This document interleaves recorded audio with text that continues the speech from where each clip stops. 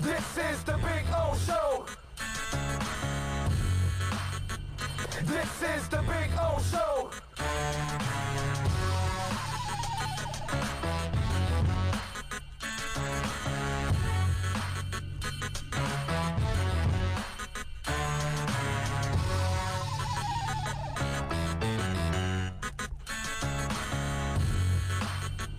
This is the Big O Show. Alrighty. Yeah, baby. We are ready to rock and roll.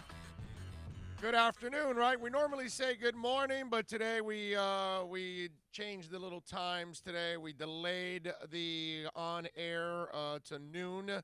And so welcome aboard. We'll have some fun today. We're at VSS West Pines, and yes, we're keeping our distance. Bill is on the other side of an 8-foot table, so you do the math. So we're all right. We got Jose and all the boys out here. They're getting ready. Daniel Barroso, one of our listeners, is already here at VSS West Pines, getting a little CBD action. So there you go. So we'll be out here. And one of the things, by the way, that VSS West Pines is doing, you can't walk into the store, and load up the place or anything, but they have drive up now. So you can actually grab the phone and call my friends here at VSS West Pines, and they will take care of you, 954-613-3367.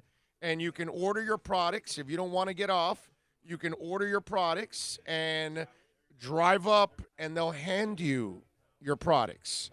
Like, I know that these, a lot of these, disposable vape pens are very popular. Here we are.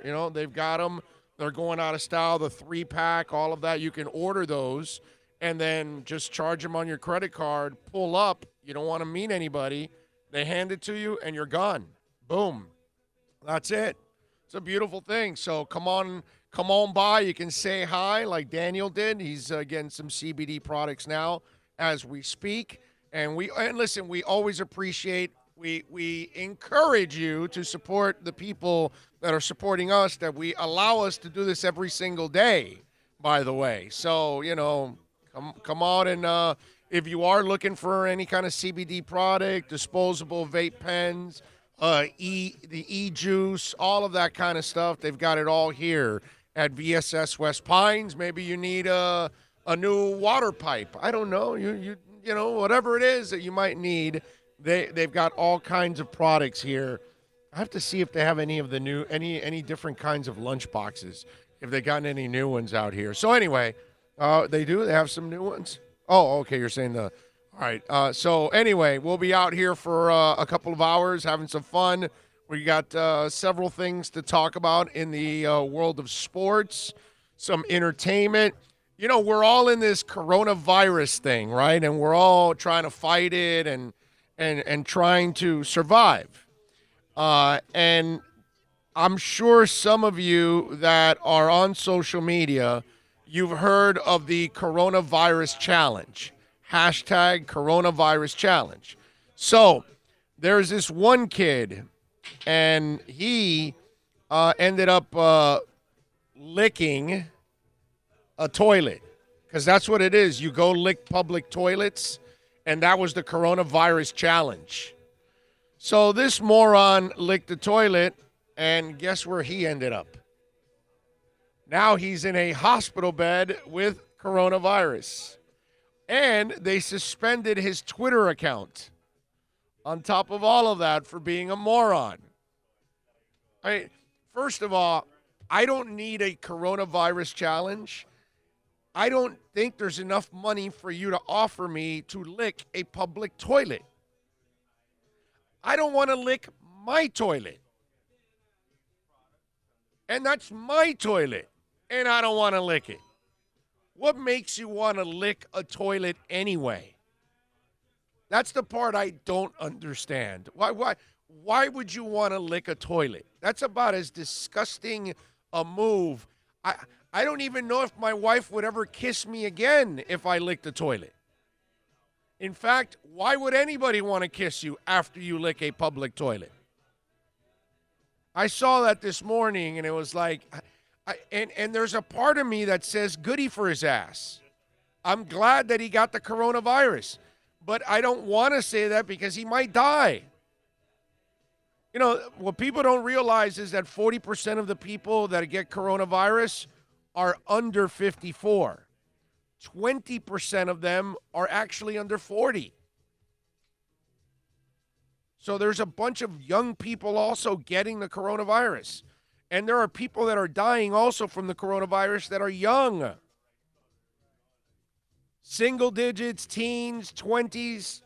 It's not as common as older folks, but you know, the young people think, "Oh, we're invincible." That's why he's licking toilets, cuz he thinks that he can survive anything. And this thing can kill anybody, including a young person. At this point, there's only one person that I said they got infected, and I was really happy for them. And that's Harvey Weinstein, because there isn't enough bad crap that could happen to Harvey Weinstein. Like, for me, Corona's not even enough for Harvey Weinstein. Okay? And if it kills him, so be it. I have no sympathy for Harvey Weinstein. Everybody else, even the toilet licking idiot, I mean, he's just stupid. Seriously. My man is licking public toilets. Who cares about the corona? It's just disgusting at every level. You don't know where the hell that toilet's been, man. No, it's just disgusting. Just like, why would you lick a toilet, a public toilet? I mean, what in your right mind makes you think that that's funny, that's the kind of challenge I want, or that's what I want to do in life? That's what you want to be known for. Yeah. You're the toilet licker. Yeah, exactly. That's it. I mean, really, dude, I saw that and it's like, wow. Just crazy stuff, man. Did he, like, when you do a shot of tequila, did he put a little salt on the rim? No, apparently not. He didn't even add any salt. That would have helped out a little bit, at least, if he would have put some salt. Not even salt, dude. I mean, that's how bad it is. Licking public toilets. I mean, are you kidding me? Come on, man. You end up with corona.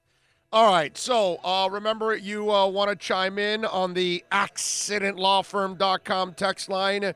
You can do it. It's really simple. 786-322-1105. That's 786-322-1105. We're out here, by the way, at VSS West Pines. If you happen to be off and you need some CBD products, come on by. You want to say hi, come on by. We'll stay 6 feet apart when we say hi, okay? Well, we're not doing the hugging and taking the pictures. You know what would be funny? We can take pictures, but like a selfie that's like 6 foot apart. You take it from afar. Right, you take it from afar. We can do that if you want. A 6 foot, you know, as long as we're 6 feet apart, we can do that. So come on by to VSS West Pines. I know a lot of you are off. You know what I'm saying? And I keep telling you about how groovy this place is with all the different things that they have here. Because if you actually, I'm telling you, it's kind of like a Barefoot Mailman, Spencer's, that kind of place. Because it's not just the CBD products. It's got all kinds of other little things here and there that that you'll be interested in buying. Okay? So there you go. All right? So if you want to get on the accidentlawfirm.com text line, 786-322-1105. That's 786-322-1105. If you want to get in here on the accidentlawfirm.com text line, you can also reach out to us on Twitter. That's at Big O Show. Yesterday we told you a little bit about Jameis Winston, right? And it's funny because it's kind of stirred up some stuff on Twitter with Jameis Winston. And a couple people were asking me because Jameis and Cam are jobless. And so a couple of fans asked me, well, you picked Jameis Winston as a guy that you would take a chance on right now if you're the Dolphins. And I would. I really would bring Jameis in. For the hell, it doesn't stop me from drafting a quarterback. If Tua's the guy you want, or Jordan Love, or whatever, go get him anyways. I've told you guys, I've told you the Russell Wilson story over and over and over again, right? And that's what I want my Dolphins to be, and that's what they're doing. They're going to be going after quarterback after quarterback after quarterback until they hit one. Okay? And that's the kind of franchise I want. That's the kind of front office I want. But some of you out there on Twitter have posed a question to me. Well, why did you say Dolphins should go after Jameis Winston? And I explained it to you yesterday. He has no leverage.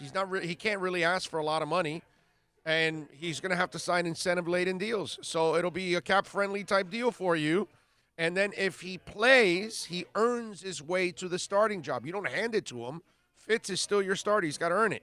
But let me explain why I want Miami to take a shot with Winston over Cam. Okay, Winston is a real quarterback. Okay? He's a traditional drop-back passer.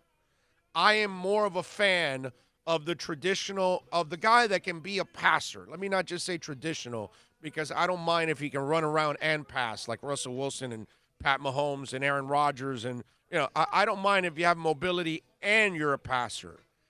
Cam Newton is not a great passer.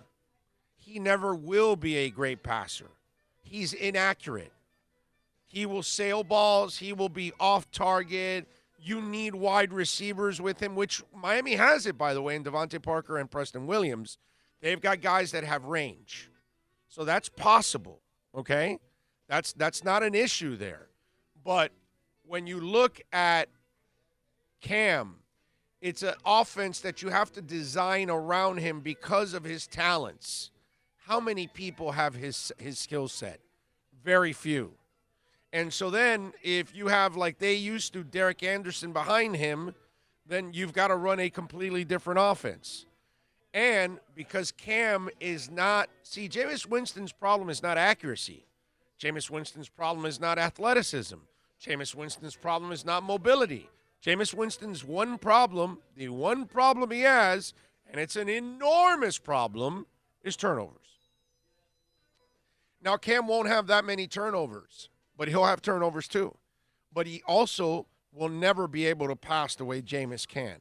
Plus, Jameis is younger than Cam. Plus, Jameis has very little mileage on his body compared to Cam. Do you know how many hits Cam Newton has taken? He's taken a lot. And that's where he's had concussions. He's had some broken bones now. You know what? No thanks. I'm moving on. I would not want Cam. Okay? I admire the crap out of Cam. I've always said it. I like his toughness. I admire it. The pounding he has taken, the way he plays the game, but there is a limitation to his game. There's a limitation to his arm, and I can't deal with those limitations. I mean, the more and more you get to listen to this show and pay attention to my style and what I like, when guys are inaccurate, you're not going to be high on my list. You're just not. And so that's why, for those of you out there that are wondering, well, Cam has more experience, he's had more success, he's been a league MVP. Did he get to a Super Bowl? Did he lose a Super Bowl? Oh. Cam. Yeah. Yeah, he did, right? Yeah, he did. He That's did. the one where the post game. Right, exactly. And he acted That's like right. a jerk. Yeah, that's right, because he didn't dive after that ball that was loose. Exactly. Right, exactly. I remember that now. So he's had a lot more success than Jameis. I get that. I understand that. Totally. I just think there is no upside with Cam. There's an upside with Jameis. Whether you achieve it or you don't, I don't know. I mean, you got to stop him from throwing interceptions. And when Bruce Arians quits on you, that's a huge indictment. That's an enormous indictment when a quarterback guru says, "Yeah, I can't work with this guy." As gifted as he is, and then now the whole league has said, "Yeah, no thanks." That's why I love it right now for Miami, because they can't lose. You're not going to start him. He's got to earn his way. He's got a contract that is not going to really be – it's going to be super cap friendly. And the only way he makes real money is if he actually plays, and he has to earn his way on there. And if he doesn't, you cut his ass. and you move on with your whatever rookie you draft, and you continue his development. And that's it. Meanwhile, you've got Fitz around, which is a good influence on all those guys, and you move on. So that's the explanation I have why I'd rather take a chance on Jameis and why I'd stay away completely from Cam Newton. Cam's better years are in the rearview mirror. Yeah. No. There is up. All Jameis has to do is cut down the stupid turnover. You have to change the offense with Cam, and then you have to have a guy that kind of fits that skill set backing him up. Whereas with Jameis, you can run a pro-style offense. With him, the next guy, because they're all kind of the same because they're all quarterbacks. That's what I like about Jameis. He's a real quarterback. I know he's a knucklehead. I get it. I know he turns over the ball a ton, but he's a real quarterback. He drops back. He can read the field. He can deliver the ball. He can beat you with his arm. He can also make you lose with his arm too. But my point is he can win from the pocket. That last year at Florida State, he dug some holes and it would get out, And that was the thing. He would game at the end of the game, and he would play. He can play. He can play. There's no doubt about that. It's all about the turnovers, man. It's all about the turnovers. So, thank you, man. You be good. Daniel, thank you, sir. All right, so there you go. Well, one of our happy listeners out here coming out to VSS West Pines at 12397 Pembroke Road. If you are going to pull up, give us a heads up here. We'll go out there. We'll say hi. All right? We'll take a quick break. We'll go out. We'll say hi. Again, no, can't put our arms around each other and take pictures because we can't do that right now. We got to maintain, our distance. But still, whatever. We can still say hi and appreciate it and all that. So, hey, listen, CBD products are needed right now. There's a lot of stress going on right now. There's a lot of anxiety going on right now. You're feeling it, aren't you? Well, you want to relax a little bit. Or if you're in pain, it's another great reason why you want to come on out here to VSS West Pines. You might be dealing with some back pain, shoulder. My wife's shoulder pain has completely subsided. Okay, she was using a balm. Damn, I got to ask them. Well, she was using this specific CBD balm. It was like a green and gold little bottle, and she was rubbing it on her shoulder, and it took about 4 or 5 days. It was a really bad pain for her, and then it subsided every single day, and the CBD balm just kind of made it alleviated the pain every day. She told me that when she didn't have it, she felt the pain. When she would put it on, it would kill about 70% of the pain. So it was like a little bit bothersome, but she could deal with it instead of it being bothersome and painful. So that was pretty cool for her that she was able to kind of get through it with a lot less pain. And that's where, the CBD products work. And remember, it's not a drug. You're not getting high. Okay? All right? It's all legal. All right?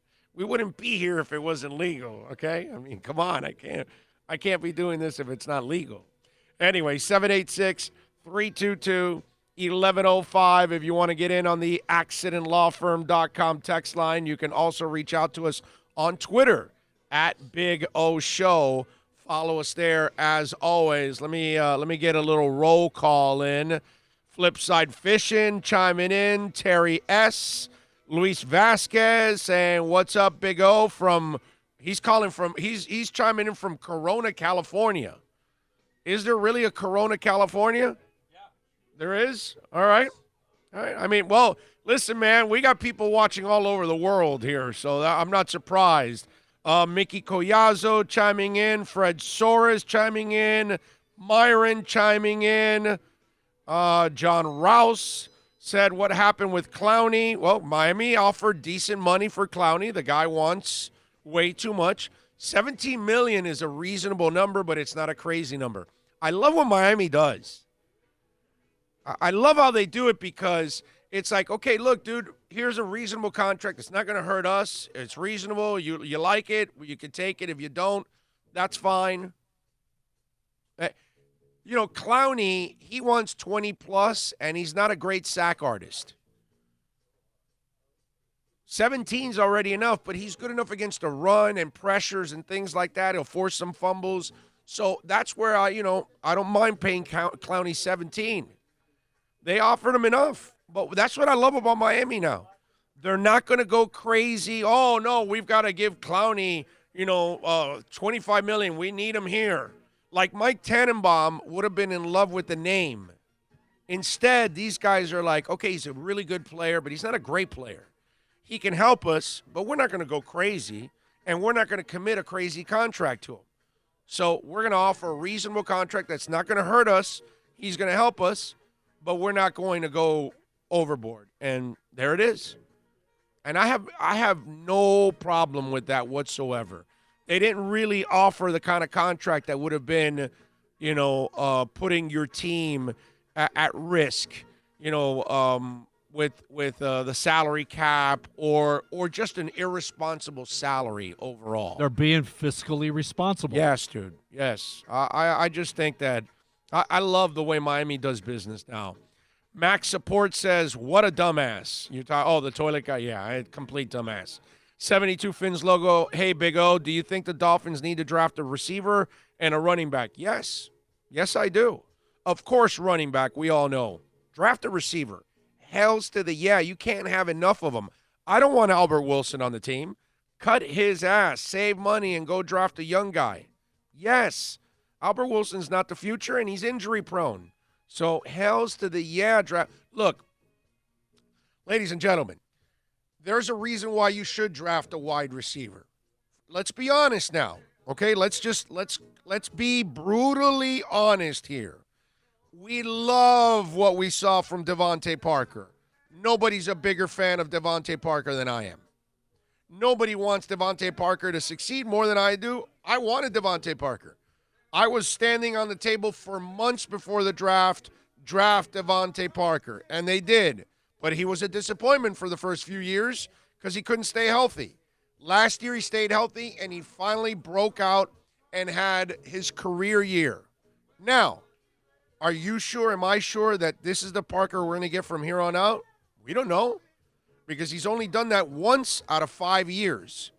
So there's a good chance he's going to be more of what he was the first 4 years than he was the 5th year. Now, am I hoping that? Of course not. I want him to become the guy we saw last year from here on out, and I think he will. But it's still a gamble. It's still the minority. Just because I want it, just because you want it, that's not reality. Now, he's got to make that a reality, and let's hope so. Preston Williams, you love what he did.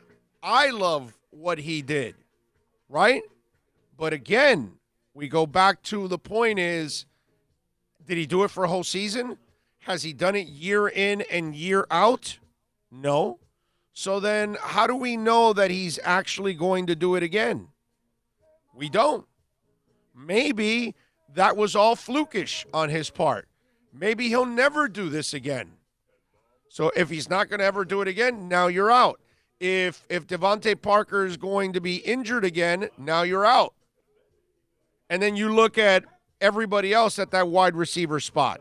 Okay, Allen Hurns. He's a possession guy, a number 3, number 4 wide receiver at best anyways. So that's his role here. Albert Wilson, injury prone. Sure, he came back finally from the injury last year and started showing you a little something at the end of the season, and he started to look like himself. But can he be counted on? Of course not. Isaiah Ford is a back-end receiver. You see what I'm saying? So, of course, you have to draft a wide receiver. It behooves you to draft a wide receiver right now for the Miami Dolphins. So, hell yeah. Yes, draft a receiver, and no doubt you need to draft a running back. Let's see. Miami, Florida, Slums and News says, I've always said Michael Savage, Michael Levin, and you, Big O, best in the business. That's very nice. Thank you, sir. T-Bone says, hey, Big O, I hope Miami drafts D. Brown 5th overall, bro. He will make this defense special next to Wilkins. Watch out. What do you think? This Tua hype is all smoke. Well, look, the Tua thing is not hype as in the play. He can play. For me, the Tua thing is his injury. Now, as for Brown, dude, the guy's a monster. So I have no problem taking – I'm not going to complain if they take him at 5. I've told you already that – Miami at 5 is going to get themselves one hell of a position player, whether it's a D lineman or an O lineman. So I have no problem with that. I'm not one of those guys that gets all freaked out if we don't end up with a quarterback at number 5. Myron says, when they got a U2 lunchbox, I will buy it for sure. Okay. They have requested a U2 lunchbox that if you get it, they will buy it. Okay. Myron is a huge U2 fan. Been a hardcore follower, so there you go. Load up on the U2 lunch boxes. So there you go, Myron. They're going to get a U2 lunchbox, so we're going to hold it. We're going to hold it for you here. Make sure you come and get it. I may buy it before you do, but whatever. Loyal King says, Clowney is an ass clown. Don't want that prima donna. All right, Loyal King. FinFan70 says, Fitzpatrick knows Winston well. Yes, he does. Mike Monaco from the Bronx says, that's a good point, FinFan70. Will Cook says, competition at every position. I'm hoping we draft a guy that could push Rosen, which gives us a draft pick if nothing else. T-Bone says, Winston is not serious about his job. He don't care. His makeup is a party guy, lazy. He don't care. He got paid. Well, he hasn't really gotten paid. He did not get drafted in the era of the big-time contracts. So, yeah, he made more money than you and I, for sure, but not the kind of money, the Sam Bradford type money. This is the contract that he was supposed to get that, and he's not going to get that right now. He's going to have to earn that one. Leo says, good morning to everybody. Josh says, how about we don't get Cam or Jameis and stick with Rosen and let the draft be next month and see what happens? Hey, wait a minute, Josh. I'm not saying get Jameis and not draft anybody. You're misunderstanding me. I still want you to draft somebody if you get Jameis. I don't want to count on Jameis, and I don't want to count on Rosen. I want to go get another guy. I want that quarterback locker room, that quarterback room to be as competitive as possible. I want you to have as many options as possible. Maybe you develop one. Maybe you develop 2 out of the 3. Now you got trade bait. Nico says, what's up, boys? Hope everybody's doing well. Nico, stay safe out there, my man. Let's see.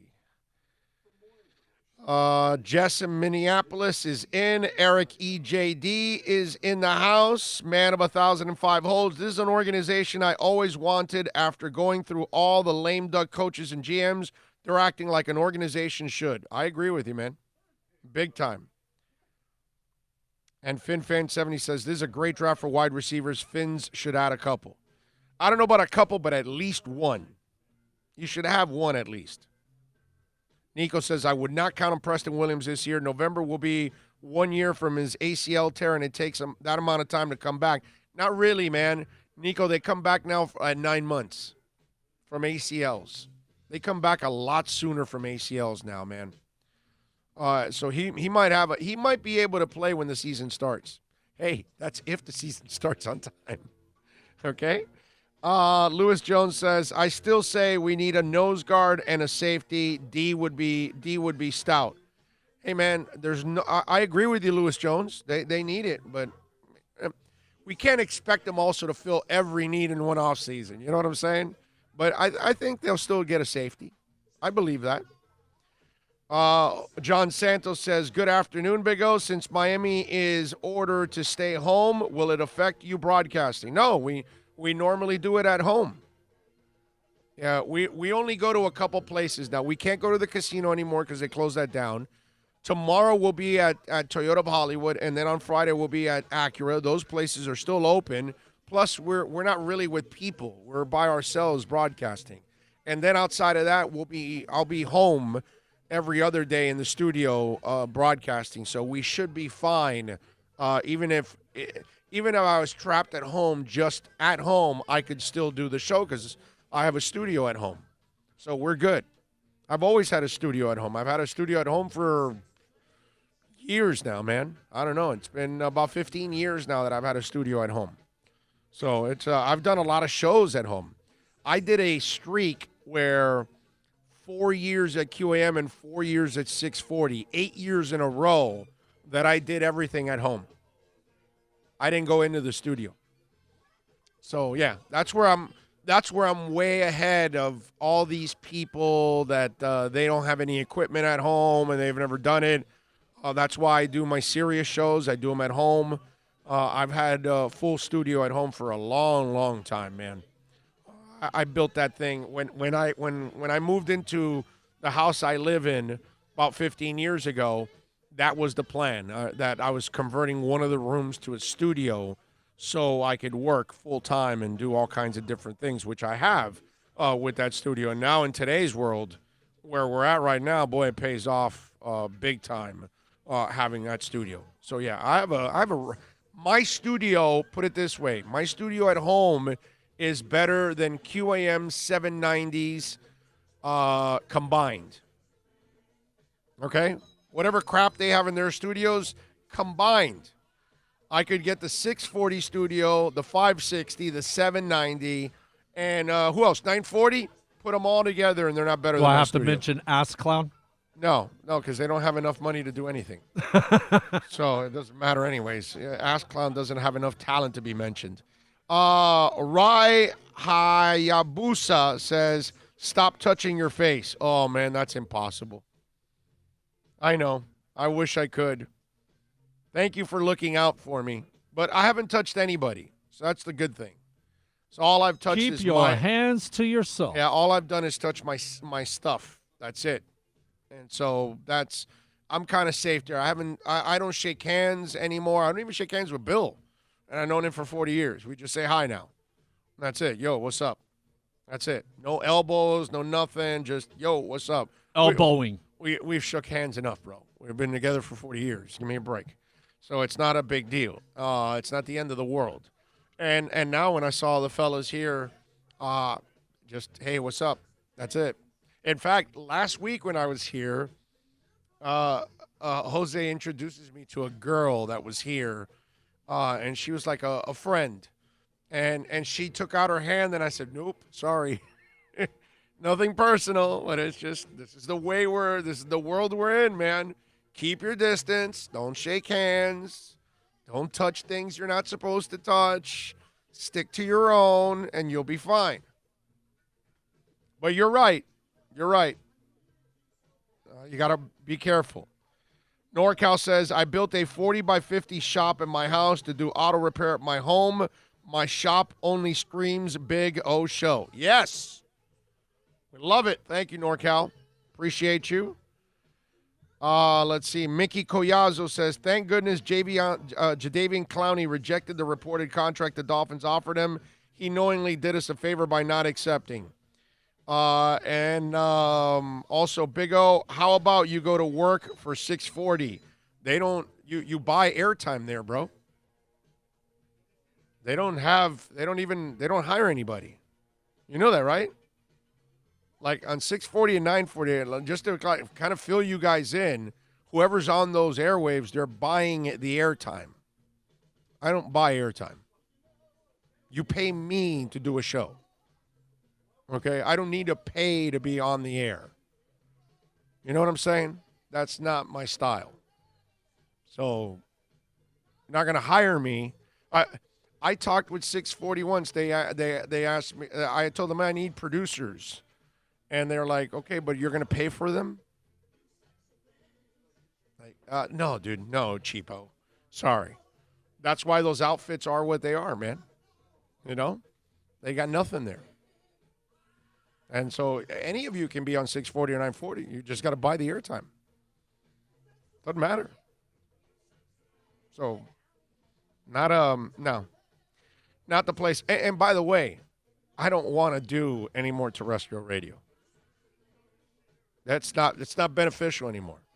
Too much corporate crap is involved. You got to follow too many rules and kiss too much ass, and that's just not me, dude. I don't kiss ass. So I can't do that. Oh, no, the team is involved with us. You got to be nicer, and you can't request somebody to be fired. Again, I tell you, okay, anybody going to argue with me that Dale Talon deserves to be fired? Nobody's going to argue with me that Dale Talon deserves to be fired. Anybody on 790 or 560 have the balls to say that Dale Talon's supposed to be fired? Just ask yourself that. Even if they can think it, can't say it on the air. You think they would? They hated that I was saying Tannenbaum and Gase should be fired 2 years ago. Okay? Why? Because the Dolphins were pressuring them, and then they come pressure us. You think I want to work in that environment? I'm not working in that environment. And the beauty now is I can do this where several people can make a living, okay? All right, now we've kind of suffered some setbacks because of the coronavirus, but that's everybody. That's not just us. It's life. That's the way it goes. But think about it. The way we're going about this, we have 3 people and a 4th person on this show, all earning, some kind of money from it, either making a living or earning money from it. So I left somewhere where we created something that other people can make a living from. So why am I going to go back? That doesn't make any sense. You guys are helping us build this up where now here's the other thing. Why would you want me on terrestrial radio? Think about that. Why would you want me on terrestrial radio? Then if I'm telling you I can't be myself on terrestrial radio, then it's no fun to listen to me. Because I'm not gonna kiss ass. And so then I'm not going to offset it by being a goofball for 3-4 hours on the air. That's just not my style. I like talking sports. I like doing a hardcore sports show. I enjoy it. Okay? It's like what Bill was saying yesterday to me. Dude, you made a sports show out of no sports. It's kind of what I do. It's because I like talking sports. I live it. I breathe it. I follow it. And I watch all sports. But I want to give my opinion on what's going on. And I want to say what you see. Right? Because a lot of people that are on air can't say what you see. And a lot of you see what's obvious. But then there are people on air that can't say the obvious because some political tie to their station. And that's just, I'm not, trust me, you don't want me anymore on terrestrial radio. You want this, where I have complete freedom, and I can say whatever I want. I can bring people on. I get almost everybody I need to get on. It's not a big deal. You know what I mean? So guests are not really a problem for me. It's all really about getting the sponsors, getting the listeners, and slowly but surely, that's all gone up and up. I mean, those of you that are following me here on YouTube, okay? Most of our listeners, like Daniel that just came by, he's a podcaster, which is where that's where we're at. That's our strength is podcasting. Our weakness is live right now. That's not our – now, you think about it, those of you that are on the chat board, you know what I'm talking about. The hardcore ones that have been with us, like right from the get-go, from the first month, we didn't even have 100 subscribers. Remember that? And we help us get to 1,000. Well, we're now approaching 2,000. A lot of you out there, you joined in. There were 50 subscribers, 100 subscribers, 200 subscribers. Now there's 1,770 subscribers. We're just over 200 away from 2,000. Every day this thing is growing like crazy because of you guys. And the stronger we make this, the stronger we make the radio side of it with sponsors and all of that, the better it is for you guys. That's all. because eventually we'll add more things, and I get to be myself. That's what you want. You don't want to listen to somebody that's a complete pussy. That's the thing. I could never do that. I wasn't going to be a total wuss. And oh, no, you got to stay away from this subject because, oh, no, dude, you hired me to do a show. Sorry. So we're not supposed to have the freedoms anymore? Oh, because you have some tie to them? So now I've got to play the politics game? No, dude, no, I'm not getting paid by the team. If I work for the team, then that's different. If I choose to work for the Dolphins, then I'll put on the pom-poms. Fine, but I don't work for the Dolphins. I don't work for the Heat. I don't work for the Marlins. I don't work for the Panthers. I don't work for the Canes. So I'll be objective. That's all. I am working for Inter, so I'm screwed now. But I'm honest at least about that. Anyway, so there you go. Max Support says, Big O, do you have a Patron account? What is that, bro? I have no. Is that like the liquor? Patron? Is that what you're talking about? I have no idea what you're talking about, bro. I am so sorry. Coffee Patron. I have no idea what he's talking when about. We were doing the World Cup. Yeah. Back when we were in the World Cup. Right. Okay. We'd be at Tom's at like 7 in the morning, and we'd be having coffee Patrons. I have no idea. That's GPP coffee Central, flavored tequila. It's awesome. Okay. GPP Central says, what's up, man? 1005. Hope all is well with you. So he's checking in with somebody else. Very nice of you, GPP. Ryu says, who the hell still listens to radio? No, I mean, some of you want to torture yourselves with 27 minutes of commercials every hour. Let's see. That's what I told you last time, Big O. I like you more on YouTube than when you were on radio. You say more here, dude, than what I told you. Yep. Yeah, well, I mean, I've got total freedoms here. So the key is spreading, like I tell you, the link. Share it with people. Share it with your friends. Tell them about us so we can get more followers, more subscribers, more support, so we can build up the sponsors, and this can be as strong as ever for a long, long time. That's it. And that way you guys always have something that you can count on locally here. Raging Dolphin Maniac says, I've been watching for 2 months now, and you are my favorite sports talk show. Thank you, man. That's very nice of you. George says, been with you basically since day one. Where's my T-shirt? Fred says, yes, I would pay to hear you, Big O. I'm off work for 3 weeks minimum, and you help my Dolphin, mix or something in Missy. Dolphin Fix, maybe? Yeah, maybe it is Fix in Missy. Adrian Gonzalez says, you are Finn's cocaine dealer, and you have a lot of junkies, hence a sports show considering the circumstances. We try, man. We try. Eric says, I'm just glad to hear you speak positively about the Dolphins because that means they're doing well. Well, man, I'm just being honest, Eric. You know, for 20 years, they were doing a lot of stupid things. And I know it's funny because a lot of you would get frustrated with me, right? You're dying for me to, like, say something positive about the Dolphins, but that's not who I am. I'm not just going to create something out of nothing. I'm not going to say something positive just to be positive. I can't do that. You know, I'm not going to say, the Ndamukong Suh thing was a great signing. It's going to make our defense great and all that. And no, it's not. Just can't do those kind of things. You know what I mean? And now I finally see things that make sense, that are football-wise. They're smart. And that's why I love what they're doing. That's why my attitude's changed about them. You know, hey, listen, I was very positive with the Panthers. You know, I gave Dale Talon the respect that he deserves coming from Chicago and everything that he did. But it gets to a point where you have to draw the line in the sand.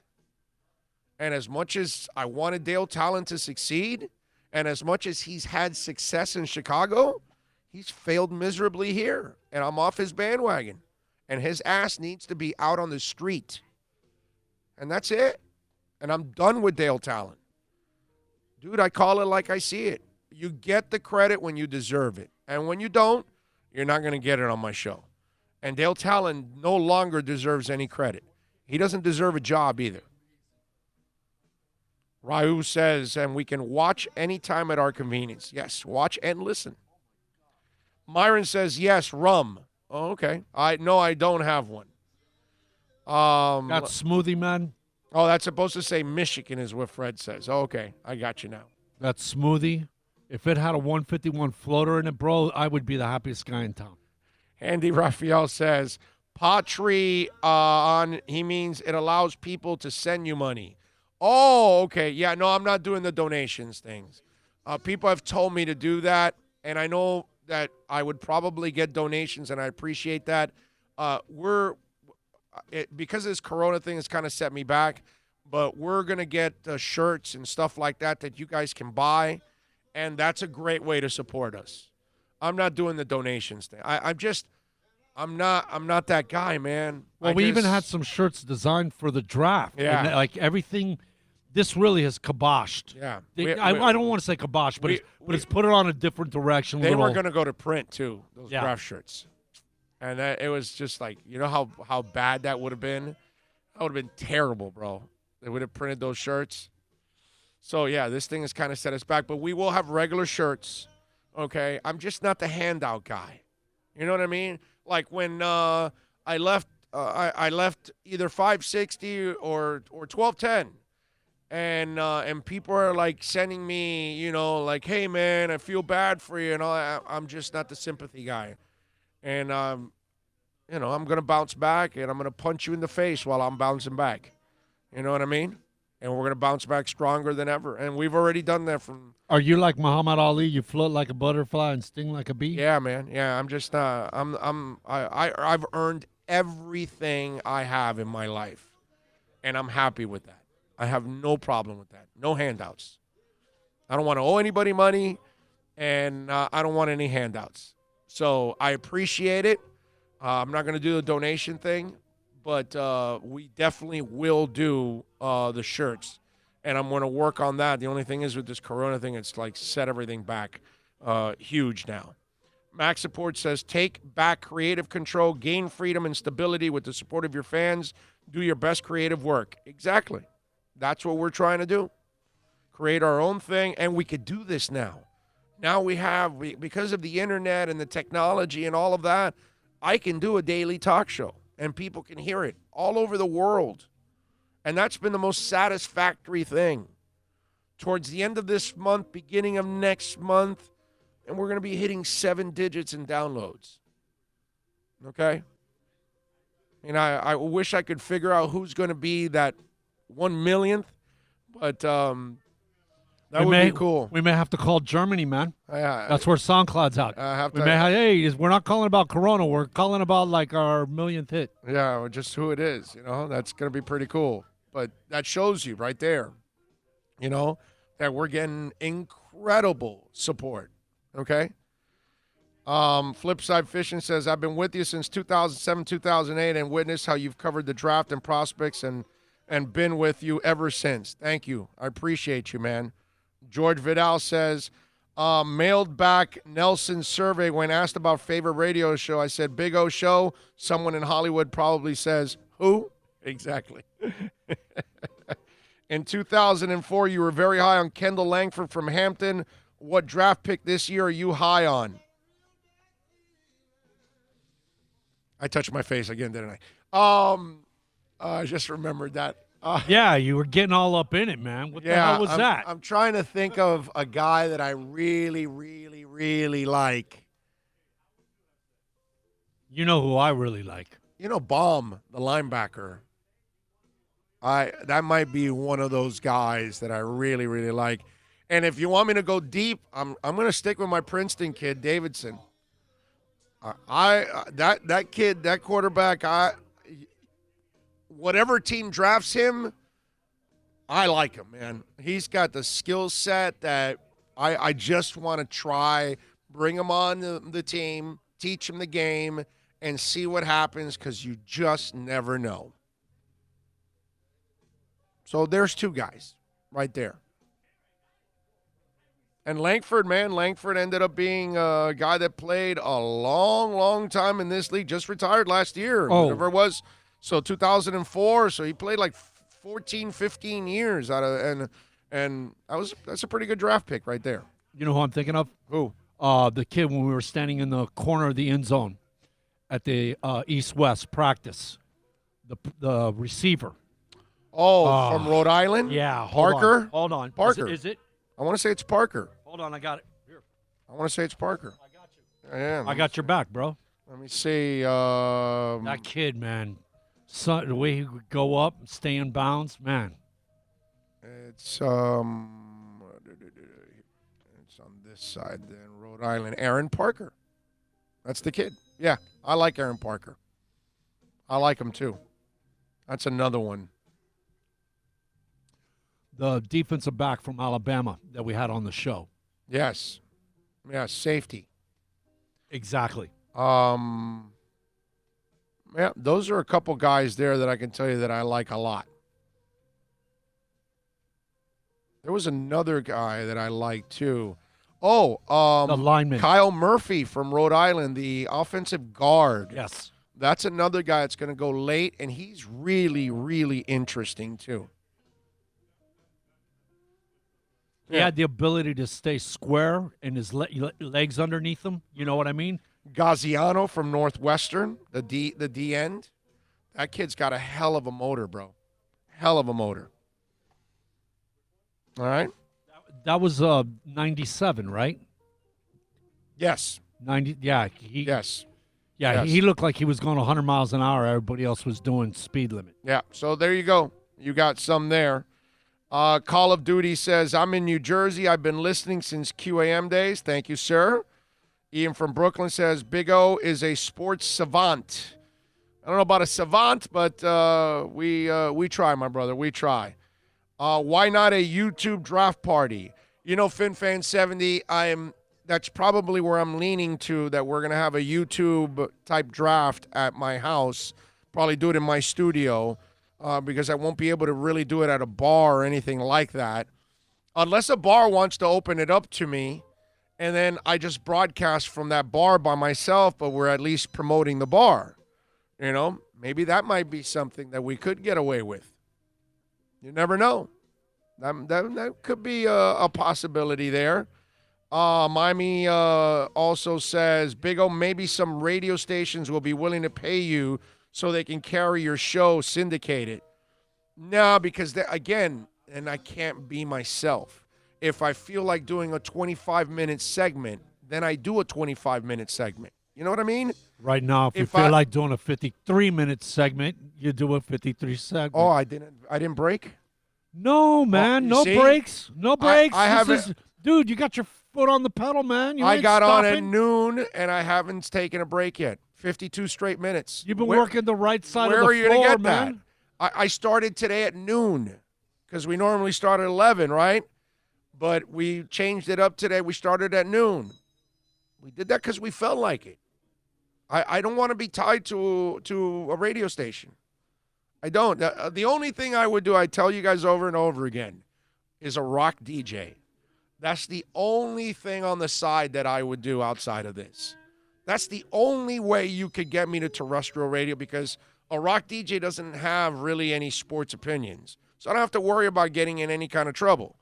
All I have to do is tell you about music, and I can do that blindfolded. Are you going to bring back Pierce Stone? I could do that, yes. I could bring back Pierce Stone. We could do that. Once upon a time. So trust me, you don't want this show anymore on I don't want to be on terrestrial, but you don't want it. Because then I'm doing 25, 30 minutes of breaks in an hour. Is that what you want? I'm now 53 minutes straight of talk. Okay? Most hosts can't do this anyways. Yeah, you want to get a full dose of you get a half a dose. Yeah, most hosts can't go for 53 straight minutes. I mean, what do I talk about? Oh, I can't. I even forgot. I need phone calls. I need a host, a co-host, two co-hosts. No, you know what I mean. So different ball game we got going on here. Go Gator says hello to everybody. Max Support says to touch your balls instead of your face. All right, there you go, Max Support. We got it going. Can you do that on radio? No. See? You want to be on you want to be here, not on radio. Drubo says, coming in from the Smoke Watch. You bought a Smoke Watch? Not bad. All right. So there you go. Please, Big O, don't go back to radio. I enjoy you more on a podcast or on live YouTube. We will, my brother. We're not going anywhere. We're going to stay right here, and we're going to do our thing like we've been doing it now very happily for 7 months. Very happily for 7 months. So I have I enjoy this a lot. This kind of freedom, and I'm still doing regular radio with Sirius. We're on again this weekend. Okay? We've been at this, 7 months. Yes. Yeah. Yeah. Yeah, we literally just passed it a day or two ago. 3 days ago. Yeah. Officially 7 months. So yeah. And it's been a hell of a ride. It was, tough at the beginning, building it up, and now we're going through a coronavirus. So this show's being tested in every way possible, but everything has gone. The trajectory has been like this from the get-go. We pick up plenty of downloads. We're still, there's no sports going on, and we've got tons of downloads. It's still going on. It's awesome. We're really, really blessed to be able to do this, man. I got to tell you, I am super, super happy. Michelle Kaufman is going to join us at 2 o'clock, so we're an hour away from Michelle Kaufman joining us. I got a bunch of things that I want to get to. We got a bunch of subjects that I want to talk about, a whole bunch of sports subjects, by the way.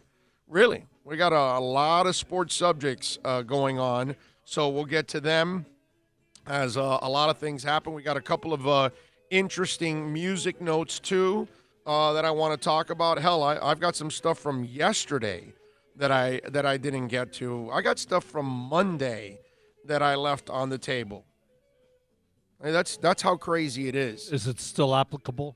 Yeah, it is. Some of the stuff. It's not dated out? No, some of it is not. Some of it might be a little dated, but people may not know about it because they may not, keep up with certain things. And since I'm a wacko that keeps up with about everything, it is what it is. We're out here at VSS West Pines, 12397 Pembroke Road. Come on by.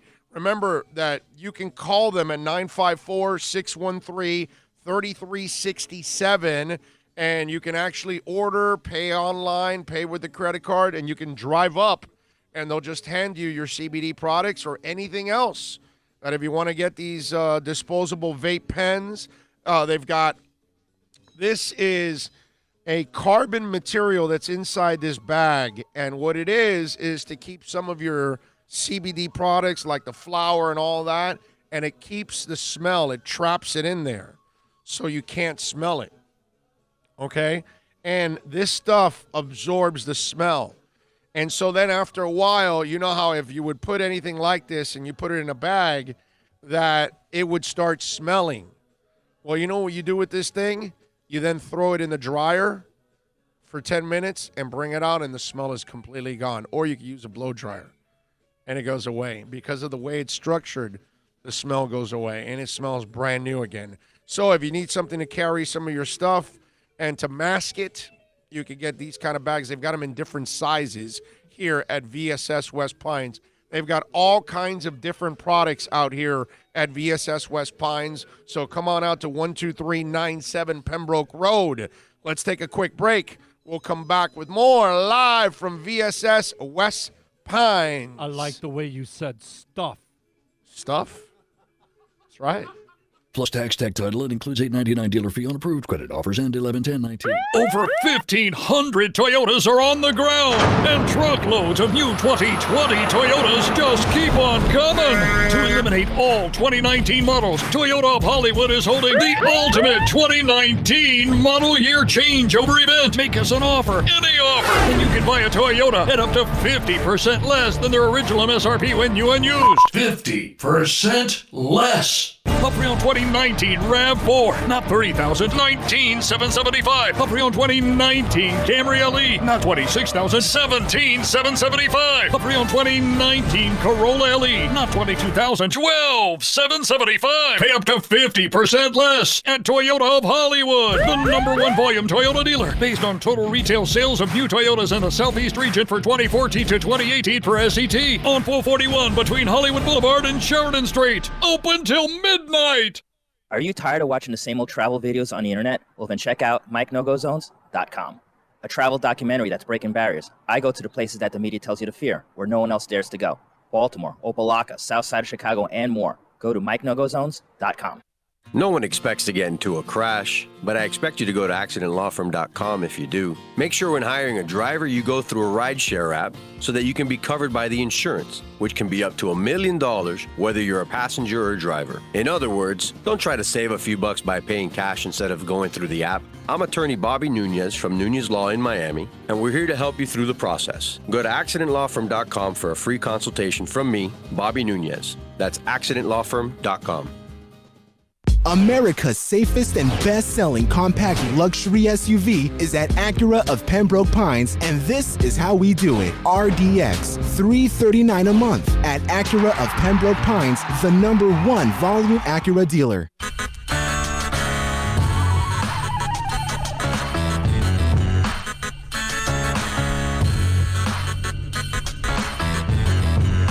This is the Big O Show. This is the Big O Show. This is the Big O Show.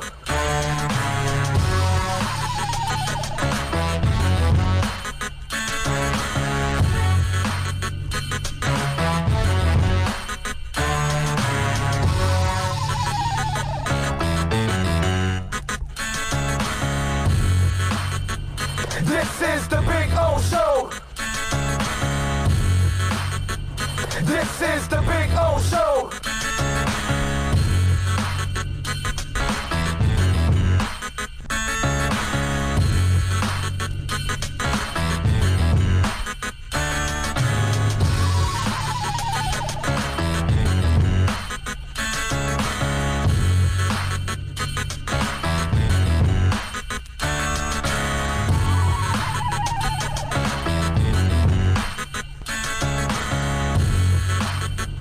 This is the Big O Show. This is the Big O Show. This is the Big O Show. This is the Big O Show.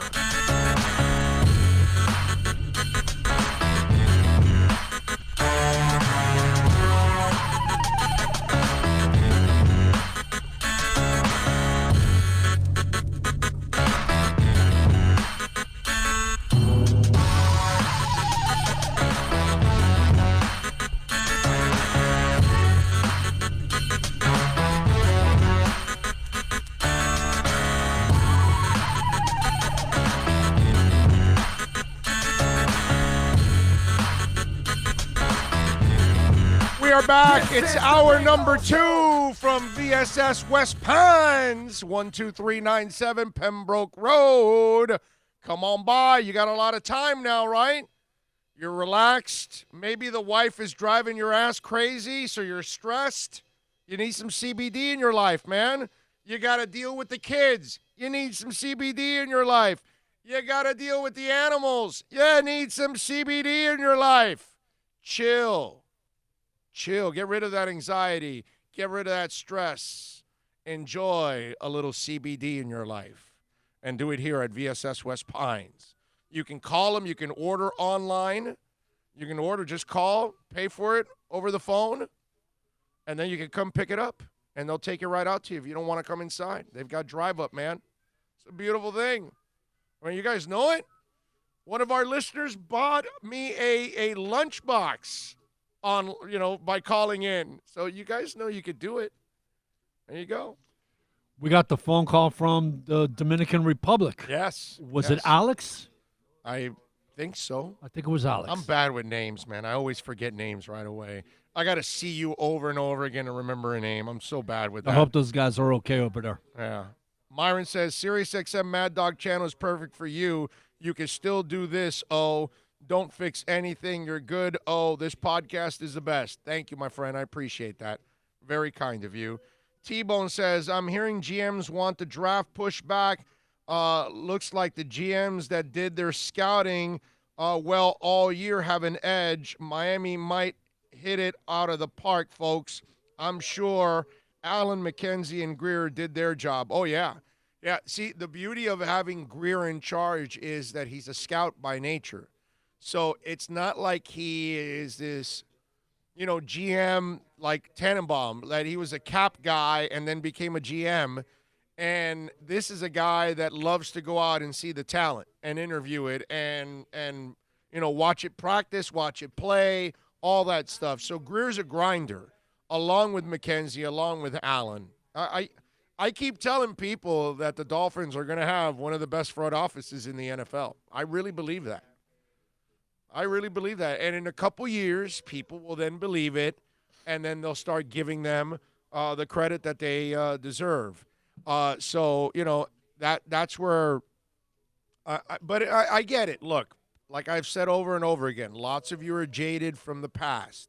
So it's hard for you to separate yourself from the past. You still think that what happened in the past is going to continue. I don't. So we'll find out who's right and who's wrong, right? Hey, look, I thought the Panthers had turned the corner. A lot of you out there told me, no, same old Panthers. And guess what? You were right. Same old Panthers. I thought those guys were ready to turn the corner, and they weren't. I was wrong. I'm not always going to be right. That's for damn sure. So it is a beautiful thing. But, yeah, the teams that want to move it, and I heard Schefter talk about this morning, because, remember, there are some states already that teams are not in their war rooms anymore. They're not at their facilities. So they're not there with their entire draft boards and everything else going on and all the resources that you need. So they're at home now.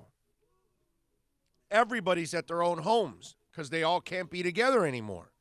And then there are some cities where guys are still in their office. They're still in their regular war rooms with everything that they have set up that they can see every day and adjust and whatever they got to do. And so you're right, by the way, T-Bone, that the front offices that went out on the road and did their homework as much as possible and looked under every crack and crevice and turned over every rock, they're the ones that are going to have an advantage over the team that maybe was leaving everything till now and said, no, well, we'll get it done at the combine, and then we'll get it done after the combine with our visits and all that. And now we've got a curve thrown at all of us. And the NFL, they're kind of in a rock and a hard place because they're fortunate enough that their season ended, so they didn't have that season delayed. But the question is, how much do you delay of the offseason, and then how much does that affect the regular season? And because that's where they make their money, they're going to try to compress the offseason as much as they have to. Because in the end, the owners are going to worry about the bottom line. So if they have to condense the offseason, if you have to have less mini camps, or if you have to have less of a training camp or no training camp and you're going straight into the preseason, then so be it. But when it comes to week 1 of the NFL season, they want that bitch to kick off no matter what. So whatever happens with the draft, everybody's on an even level playing field. Now, if you didn't do as much work as the other team, that's on you, not on that team. So if the Dolphins are more prepared for the draft than the Cincinnati Bengals because Mike Brown is cheap, well, then too bad, so sad, Mike Brown. I'm not going to feel sorry for you. Nobody has an advantage here. So what the NFL wants to do is eliminate everybody from the buildings, because if you have some teams already can't be in their buildings, you can't have some that are in their buildings and some that aren't when it's out of their control. So now let's put that on an even level playing field. Everybody's home. Nobody's at the facility. Nobody's in their war rooms. Nobody's meeting with the rest of their scouts and coaches and going over. No, you want to do it? FaceTime. Get on the phone. Conference call. Whatever. But you're not doing it at your facility. That's it. So that's my prediction that whatever happens in the offseason, these guys will condense it as much as they can because they only care about the almighty dollar. And they don't want to lose one freaking penny with that. So there's my prediction when it comes to that. Remember, I've told you guys over and over again, give us the thumbs up, give us the likes there on the show when you're watching, and on the share. Grab the link, send it to a friend on a text. Say, hey, just in case, man, you want some local sports talk, you want to hear about the Dolphins, Canes, Marlins, Heat, Panthers, and talking sports in general, here you go. So share the link, subscribe as always.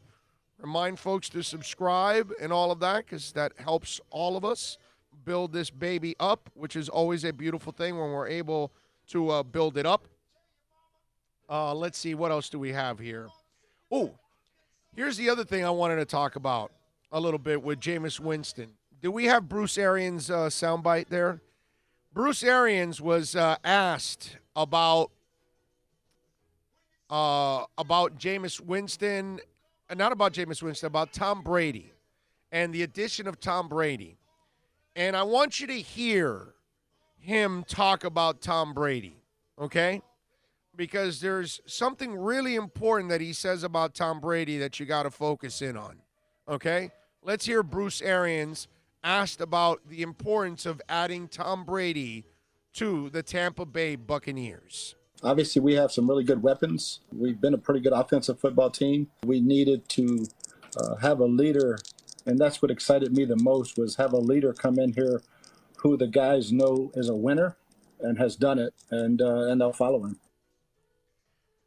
I say that because they know he's a winner. They know he knows they will follow him, that they believe in him. And you know, all the right things were said about Jameis Winston on the way out. Even reporters were like, hey, you know, he's a good guy. He works hard. His teammates respect him. But his teammates don't believe in him. His teammates aren't following him. And his teammates can't call him a winner because he's not. And that statement there, play it one more time. That statement, while that statement is all great with Tom Brady, it's also a slap in the face of Jameis Winston. Obviously, we have some really good weapons. We've been a pretty good offensive football team. We needed to have a leader, and that's what excited me the most, was have a leader come in here who the guys know is a winner and has done it, and they'll follow him. So they needed a leader that's a winner and that they will follow him. That's Jameis Winston has to really absorb all of this. And clearly, his play is not going to instill confidence. His play is not going to say winner. And his play is not going to say leader. Because you lead by positive examples. You don't lead by negative examples. And that's where Jameis has to really, really take inventory of what's happened to him now at this point. And like I told you yesterday, here's a guy that's got top 10 talent in this league. There are not 9 or 10 more quarterbacks in this league that have more physical ability than Jameis Winston. But Jameis, what he has to work on is very fixable. That's the frustrating part about it. If we're talking about a guy that can't pass, can't fix that. Accuracy, I don't really believe. If you're just an inaccurate person, you just are never going to have ball placement, ever. That's just who you are. I mean, Even with Tannehill and the season he had, look at the passes. Did they all lead, or did the guys have to turn around and catch the ball and then keep running and all that? You'll see that even on some of those passes that he completed, they're not great passes. It's just the players made plays. You are what you are. You're always going to be that. You're never going to be the great passer. Well, he's a great passer. He's a hell of an athlete. He's got an arm that he can make any throw in the book with no problem. He's got to learn how to be a leader by being a winner, by taking care of the football. And that's how he's going to gain confidence in any locker room that he steps into the next time around. That's how he'll become a winner. And then that's how, of course, he will get people to believe in him. But you cannot believe in anybody if they throw 30 interceptions. They cannot be a leader if they throw 30 interceptions. And your teammates will not believe in you if you throw 30 interceptions. That's all it is. But that's what Bruce, hey man, Bruce is at the end of his career. He doesn't have time to figure it out. He's been around Jameis. He clearly felt that Jameis wasn't going to figure it out. That's why for me, if I'm the Dolphins, I go after Jameis. Having said all of that, I still bring Jameis in because it's not going to cost me anything. Jameis has lost all leverage. And if somehow or another that light goes on, you're going to get yourself a hell of a quarterback. If it doesn't, you cut him, no risk. But it's up to Jameis, man. It's really up to him that he's got to figure this out. This is one of those moments where you hit rock bottom. This is Aerosmith in the early 80s hitting rock bottom. This is Tiger Woods getting clubbed in the face by his wife and hitting rock bottom. Okay? I mean, there are moments in this world where, you know, you're Robert Downey Jr. and you keep smoking crack and keep getting busted and keep getting jailed and you hit rock bottom. And this, in Jameis Winston's world, this is his rock bottom. How do you respond, man? Plenty of people have bounced back from all kinds of adversities in life. Plenty of people, you know what? Drew Brees' career was a lot like Jameis Winston the first 3 years. And in year 4, the light went on. Now we're going to find out for Jameis Winston. And there's plenty of those kind of examples of guys that have been on a high and then they hit the low and then they've got to try to come back. And they make it back.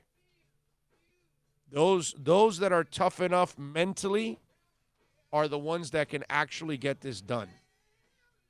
We're going to find out how mentally tough Jameis Winston is. If he can compartmentalize all of this, figure it out, and become what he's supposed to become with the talent that the good Lord blessed him with. Because that's the other thing about Jameis, man. He is super fortunate. Man, they gave you a lot of talent. It's up to you now. All right, 786-322-1105. That's 786-322-1105. If you want to get in on the accidentlawfirm.com text line, NorCal says VSS West Pines should make a business trip to Cali. Well, maybe I could get the guys to go with me on a trip. Big O sounds like he has a hard-on for Winston. I don't. It's not that I have a hard-on for it. It's just it's low-hanging fruit, mango bajito. All right?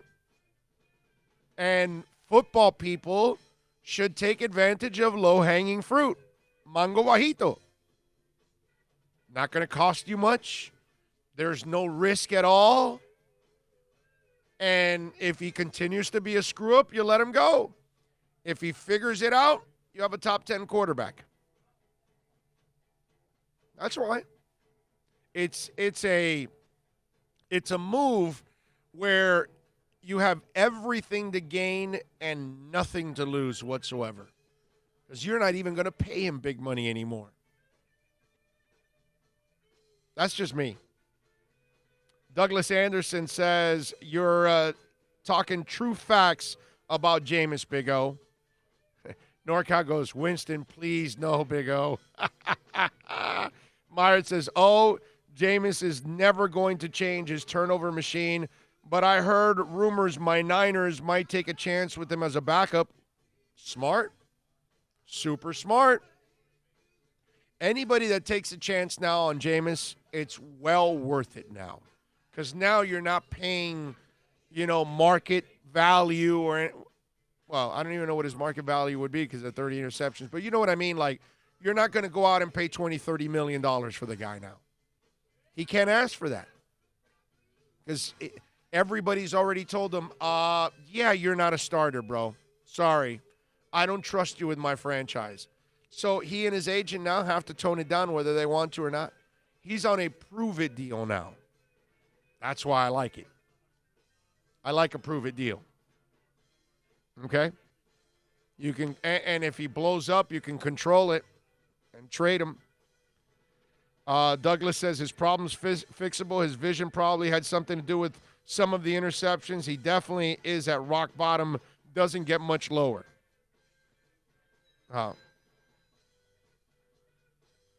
So we'll see. That'll be very, very interesting what happens with Jameis. We'll see if he can actually handle it and change things around on his own. All right, 786-322-1105 if you want to get in on the accidentlawfirm.com text line. Speaking of let's say knuckleheads, because Jameis has his, I guess you could call knuckleheadedness, right, in him. Deion Sanders is promoting a even bigger knucklehead than Jameis Winston. Yeah, seriously. Antonio Brown. I was laughing my ass off when I saw this story. It goes, Antonio Brown is on the road to redemption, at least according to Hall of Famer Deion Sanders, who said he's proud of the process AB is making off the field. And like he's really with AB every day. He goes, AB has been the news for all the wrong reasons dating back to his days with the Steelers, Raiders, and Patriots. From stupid things like the helmet drama and beefs with GMs and more serious issues like allegations of rape and assault. But Deion Sanders is publicly supporting the wide receiver. In fact, Sanders shared snaps from a FaceTime with AB on Tuesday and made it clear he's in Brown's corner. Had to check in on my prodigal son, AB, today, Deion said. When I tell you I'm proud of him, I do mean I'm proud of him. He's working on himself, his family, his game, one day at a time, just like you and I, #truth, right? And then he goes, the redemption story is going to be so darn good because it's going to be real. All right? Now, here's where, one, Deion Sanders is full of crap. All right? He's probably so full of crap his eyes are brown at this point. That's how full of crap he is. He's not hanging around this clown. And did this clown actually pay his dues yet for what he's done to women? Has he apologized to them? Because he doesn't apologize to them. This is a guy that treats the mother of his children with disgust in public, throwing penis, gummy bears at her. The guy that trashes the police there, too. That's this guy. I haven't seen him actually be remorseful about what he's really done. All I've seen is fake remorse. Especially with Big Ben and the Steelers and the Patriots. And all. This guy, and look, Deion Sanders is also getting played like a clown. Because that's all this guy's doing. He's playing people. This guy hasn't changed one bit. And Deion Sanders wouldn't have any idea or any clue because he doesn't hang around the guy every day. I mean, the fact that it's so bogus that he would come out and defend the guy like he actually knows that Antonio Brown has changed. And publicly for any of us, we can't say that he's changed because you haven't seen any proof that he's changed. I just found it insulting, to be honest with you, about Deion Sanders talking about Antonio Brown like he's some good example of something that you should be proud of. Embarrassing, dude. Embarrassing. Anyway, for those of you that are taking the coronavirus thing not so serious, and people, we have that attitude from young people that the virus, well, and there's a lot of younger people that are being affected by this thing, okay? And I think they're now starting to see that young people also are going down with this, and some of them even are dying from this, okay? But there's a lot of people out there, well, I'm young, I'm healthy, it's not going to affect me. You got the president talking some crazy stuff about trying to get the country going again. And we have to be responsible about this. We have to wait this thing out, as bad as it is for all of us, including yours truly. We're all losing money. There's plenty of people losing jobs. There are people losing their businesses, and I get that. But we have to be diligent about this thing, and we got to make sure that we wipe it out, because there are people dying that they don't need to die. It's like what we talked about the other day, that, actually, it wasn't on this show. It was on Sirius over the weekend. Some guy called me with that attitude about, well, we're young, and, that doesn't affect us. It's affecting older people. Maybe they should stay home. And I'm like, okay, so if an older person dies, it doesn't matter to you because it's not your grandfather, it's not your mother, it's not your father? Is that why? I mean, seriously, is that what we're saying? And some people were like, well, it's just the older people. Well, that old person, even if they had a respiratory issue, they might have been living for another 6 months or another 6 years with that respiratory issue. But because they got the corona, they end up dying right away. And yet somebody's mother or grandmother could have been around another 6 months or 6 years, which, by the way, it's important to that person. So indirectly, those of you that feel you're young and you're Superman or Superwoman, yes, okay, the corona may not be killing you, but you may give it to somebody that it will kill them. And then what? I don't know if you guys have seen Karl Anthony Towns, basketball player for the Minnesota Timberwolves. He had an emotional video on social media on Tuesday night in which he revealed his mother is in dire condition due to the coronavirus. Towns says his mother is in a medically induced coma after dealing with symptoms consistent of COVID-19. He said he was sharing this story to educate people about the severity of the situation so they can practice social distancing to avoid spreading and contracting the virus. In his Instagram video, Towns says he was told early last week that his parents were not feeling well, so he advised them to get medical attention. When there was an improvement, he advised his mom to go to the hospital. Towns says his mother's fever was high and not improving, and her cough and lungs were getting worse. His dad was released and put into quarantine. Towns says they thought his mother was improving, but then things went sideways quickly and her lungs got worse. She was put on a ventilator and in hopes that everyone stays home. We need more equipment and we need to help those medical personnel on the front lines. Thank you to the medical staff who are helping my mom. You're all true heroes. Praying for all of us at this difficult time, Towns wrote in his Instagram. Right, because it's not your mom. That's what I love about some people out there. Well, no, it's just affecting old people. So you don't have any old people in your life? So you want another young person to pass it on to your mom, and then your mom dies of COVID-19, and then it'll be all right with you? or will it affect you? It's like that commercial that they show the guy and they say, well, this amount of people die in whatever it was, car accidents or something. And they ask him, so what do you think a good number would be? You know, because they gave him 1,000 or whatever. And he goes, well, 50. So they wheel out 50 people. All 50 are his family members and friends. And he looks at the 50 people and he goes, whoa, wait a minute. Those are my family members. Those are my friends. And he goes, yeah, but that's what 50 people look like. And he goes, no. One's too much. So all of a sudden, it was all right for him for 50. But when it was his 50, it affected him.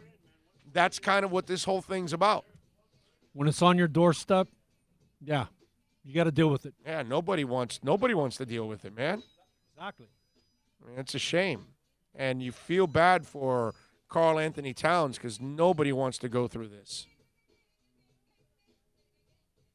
All right, 786-322-1105. You know what? Let me take a break this time on time, okay? All right, let me tell you about what a nice gesture on your part. Construction. Yes. Let me talk about Eric and John and all the great people at EJD Construction. In fact, he was out there listening right now. He's on the chat board. If you're looking for custom home construction or major home remodeling, call Eric right now, man. He's a proud sponsor of our show. He's a proud supporter of our show for many years. 305-318-4978, man. He's got a great staff. So if you want to improve that kitchen, modernize it, want to improve that man cave, you want to do some funky stuff with it, you got some time now. Maybe you want to improve the backyard, the front yard, the bar, whatever it is. I'm telling you, EJD Construction does it all.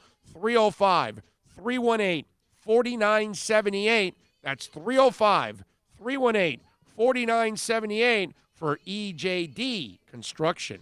It's just the Miami Heat culture. It's just the Miami Heat culture. It's just the Miami Heat culture. We got two really good shooters who. It's just the Miami Heat culture.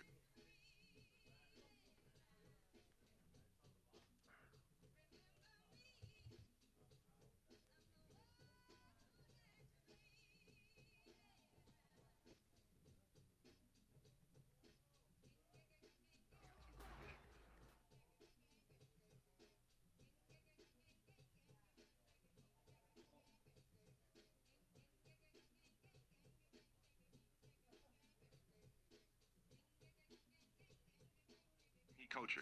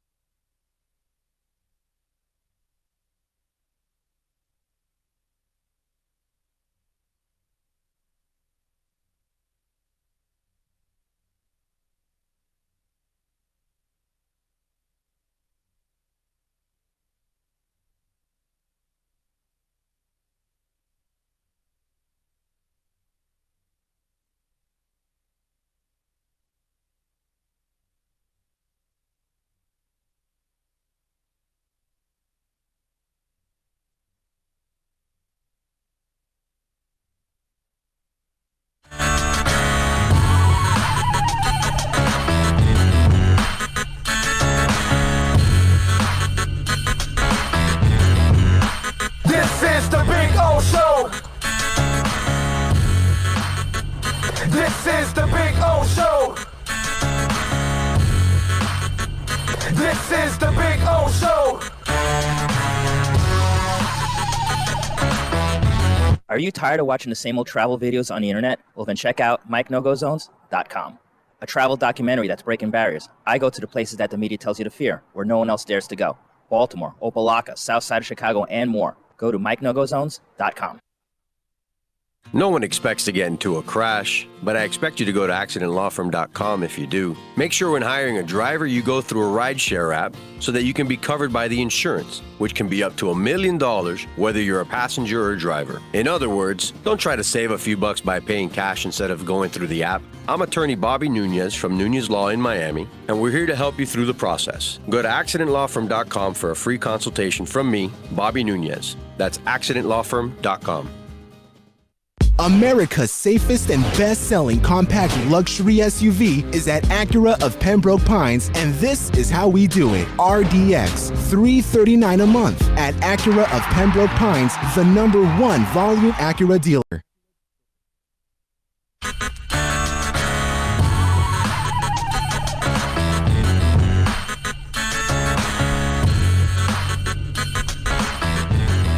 We are back. This is the Big O Show.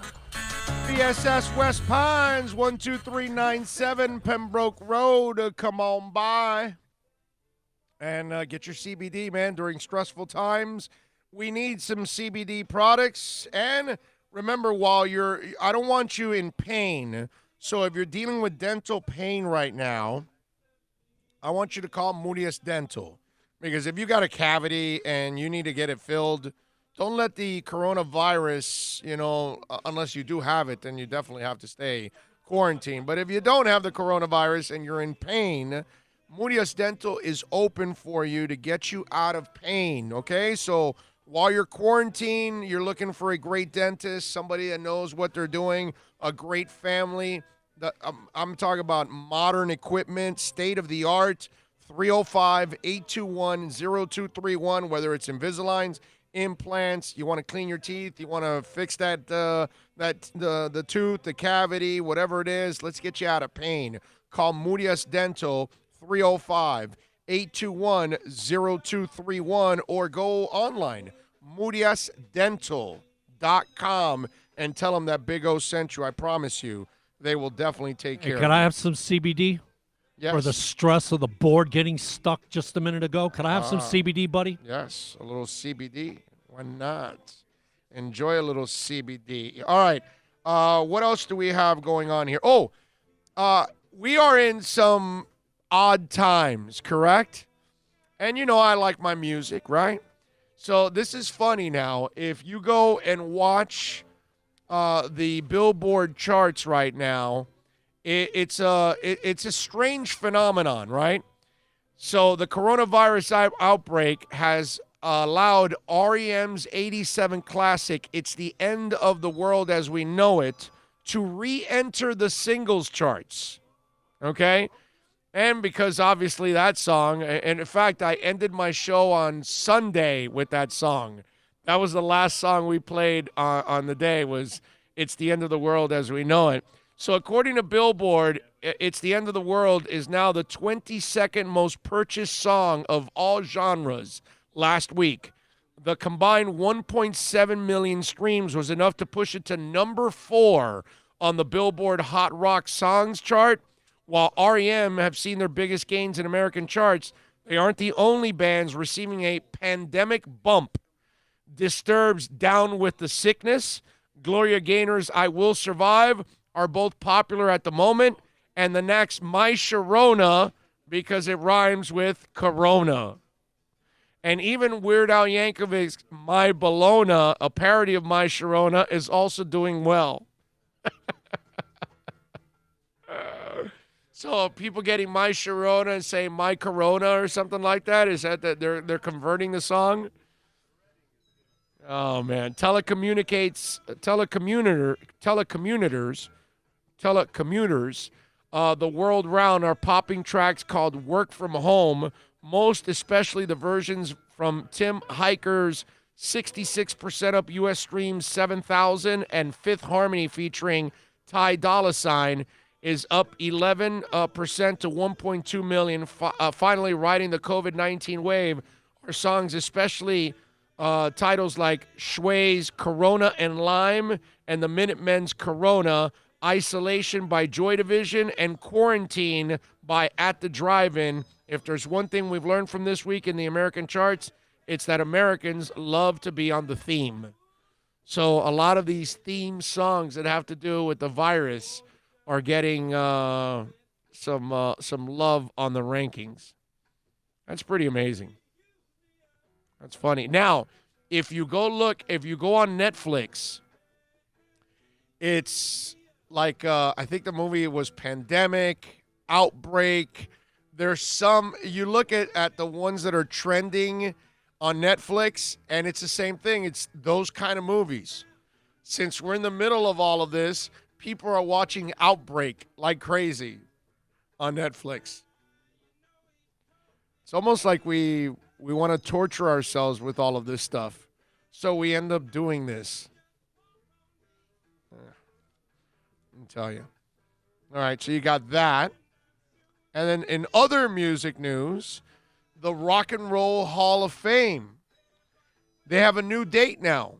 They were set to go off on May 2nd, but it's been postponed now, the Rock and Roll Hall of Fame. Did you hear about that, Bill? Postponement of the Rock and Roll Hall of Fame? Yeah, I heard that it was postponed. So now it's November 7th. Okay. All right? HBO usually catches it. Right. There's something different about this Rock and Roll Hall of Fame. I don't know if you know this. All right, normally it's at the Cleveland Public Auditorium. All right, it'll be at 8 o'clock on May 2nd. The Doobie Brothers, 9 Inch Nails, Depeche Mode, Whitney Houston, Notorious B.I.G., and the undeserving T-Rex are getting inducted into the Rock and Roll Hall of Fame. Okay? T-Rex has no business in the Rock and Roll Hall of Fame. None. It's insulting. I don't know if they have naked pictures of somebody, but they must. But here's the best part about it. You know, they film this, and then you see it like 3 weeks later on HBO. HBO's carrying it live. Okay? So this year, as long as the pandemic allows us, November 7th, we will get to see the Rock and Roll Hall of Fame live. That's actually really, really cool that we get to see it live.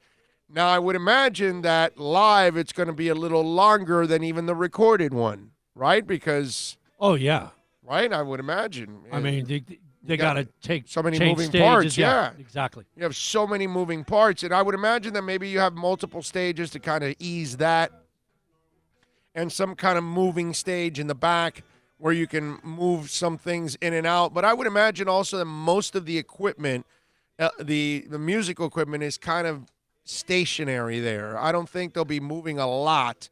I think because you use a lot of different musicians, so I would imagine that there's going to be some familiarity with most of it, except maybe one stage where you can alternate a couple different bands, is what I'm saying. So I would imagine that's why I'm saying that you'll probably need a couple stages when it's all said and done. I don't know how they're going to work it, but that's pretty cool this year. For those of us that love music, the Rock and Roll Hall of Fame being shot live for the first time ever, I love that.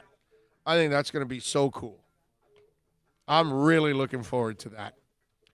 It'll be nice, right, when we get life back to normal again, right? When we get to do things like we normally do. The house part doesn't bother me because I like being in my house anyways. I don't mind being around my wife and my daughter and my dogs. That to me is normal. I can do that, you know. And working out of home is not something that's out of the norm for me because I've had a studio for so long in my house and I've worked in my studio for so long in my house. A lot of this is normal to me. That's the other thing. That's the good thing about everything that we got going on. Because I've had that home studio forever, that's allowed me to do this a lot easier than most people actually. You know what I mean? And I've got a soundproof studio. It's not like, you know, I'm not. It's more soundproof than that other place. Yeah, well, yeah, it's better than most every studio in town, man.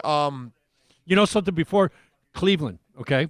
Yes. I remember when this first came out, you know, Vegas, it's canceled this, and hey, we'll go next year. You know what? The draft next year is in Cleveland. It's in Cleveland? They're the ones that are hosting. Wow. And the thing that was weird is that they had a setup for 21 and a setup for 23. 23, it's in Kansas City. Then Green Bay won 22. So we got Cleveland, Green Bay, Kansas City, the next 3 drafts. So you won't go to Vegas for 4 years. No, dude, we're going to be there for the Raiders. No, I'm saying for the draft. Oh, for the draft. Yeah, exactly. Yeah. At least 4 years. At least. At least 4 years when they'll get it. I was thinking about, obviously, with it in Cleveland, you got the Rock and Roll Hall of Fame. Yeah. You got Canton to go to the NFL Hall of Fame. Right. And obviously the 2 theme parks and go ride roller coasters like a maniac. They're a drive. It's not like, I will drive across the country too. Yeah, but that's all there is to do. That's all there is to do, which I don't mind. For me, it doesn't decent matter. way, yeah. For if you want to go clubbing, that's not the place you want to go. I want to go ride roller coasters. Yeah, no, I'm good with that. I've been to both of those parks. They're excellent. Let's see what we have here. Antonio says he was a stud. He throws lots of picks. He's he carrier like Winston. I don't know what that means. Myron says, Troy, they need to court that person and everyone else to be tested to make sure they didn't get infected. Oh, okay, you guys are talking about something else here. Let's see. King Shore says, good afternoon, fam. What up, Big O? T-Bone says, will Cowboys make a trade with Miami after Cowboy stud center retired? Don't know. I have no idea. I don't think so, but I'll say no. Steve LaFrance says, T-Rex, are you kidding me? I know, right? T-Rex in the Rock and Roll Hall of Fame is a joke. Call of Duty says, I just watched your interview with Kevin Davidson, QB from Princeton. I'm really interested in that kid. Is he accurate with his – yeah, he's accurate, and he's got a gun. Accurate gun and can move around. He's got moxie. As you noticed in that interview, he's a confident kid. I liked him even more after the interview. After we did the interview, it was like, okay, I like the talent. And then when I sat down with him, I was like, okay, I like the kid too, man. So how about that? Call of Duty went all the way back to listen to the Davidson interview. Bromar says, Big O, what are your top 3 channels on Sirius XM for music? Wow, that's a good one. I'll go Ozzy's Boneyard, Lithium. Damn.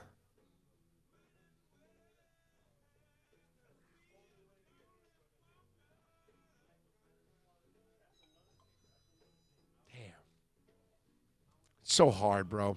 You know what? Give me New Wave, Channel 33.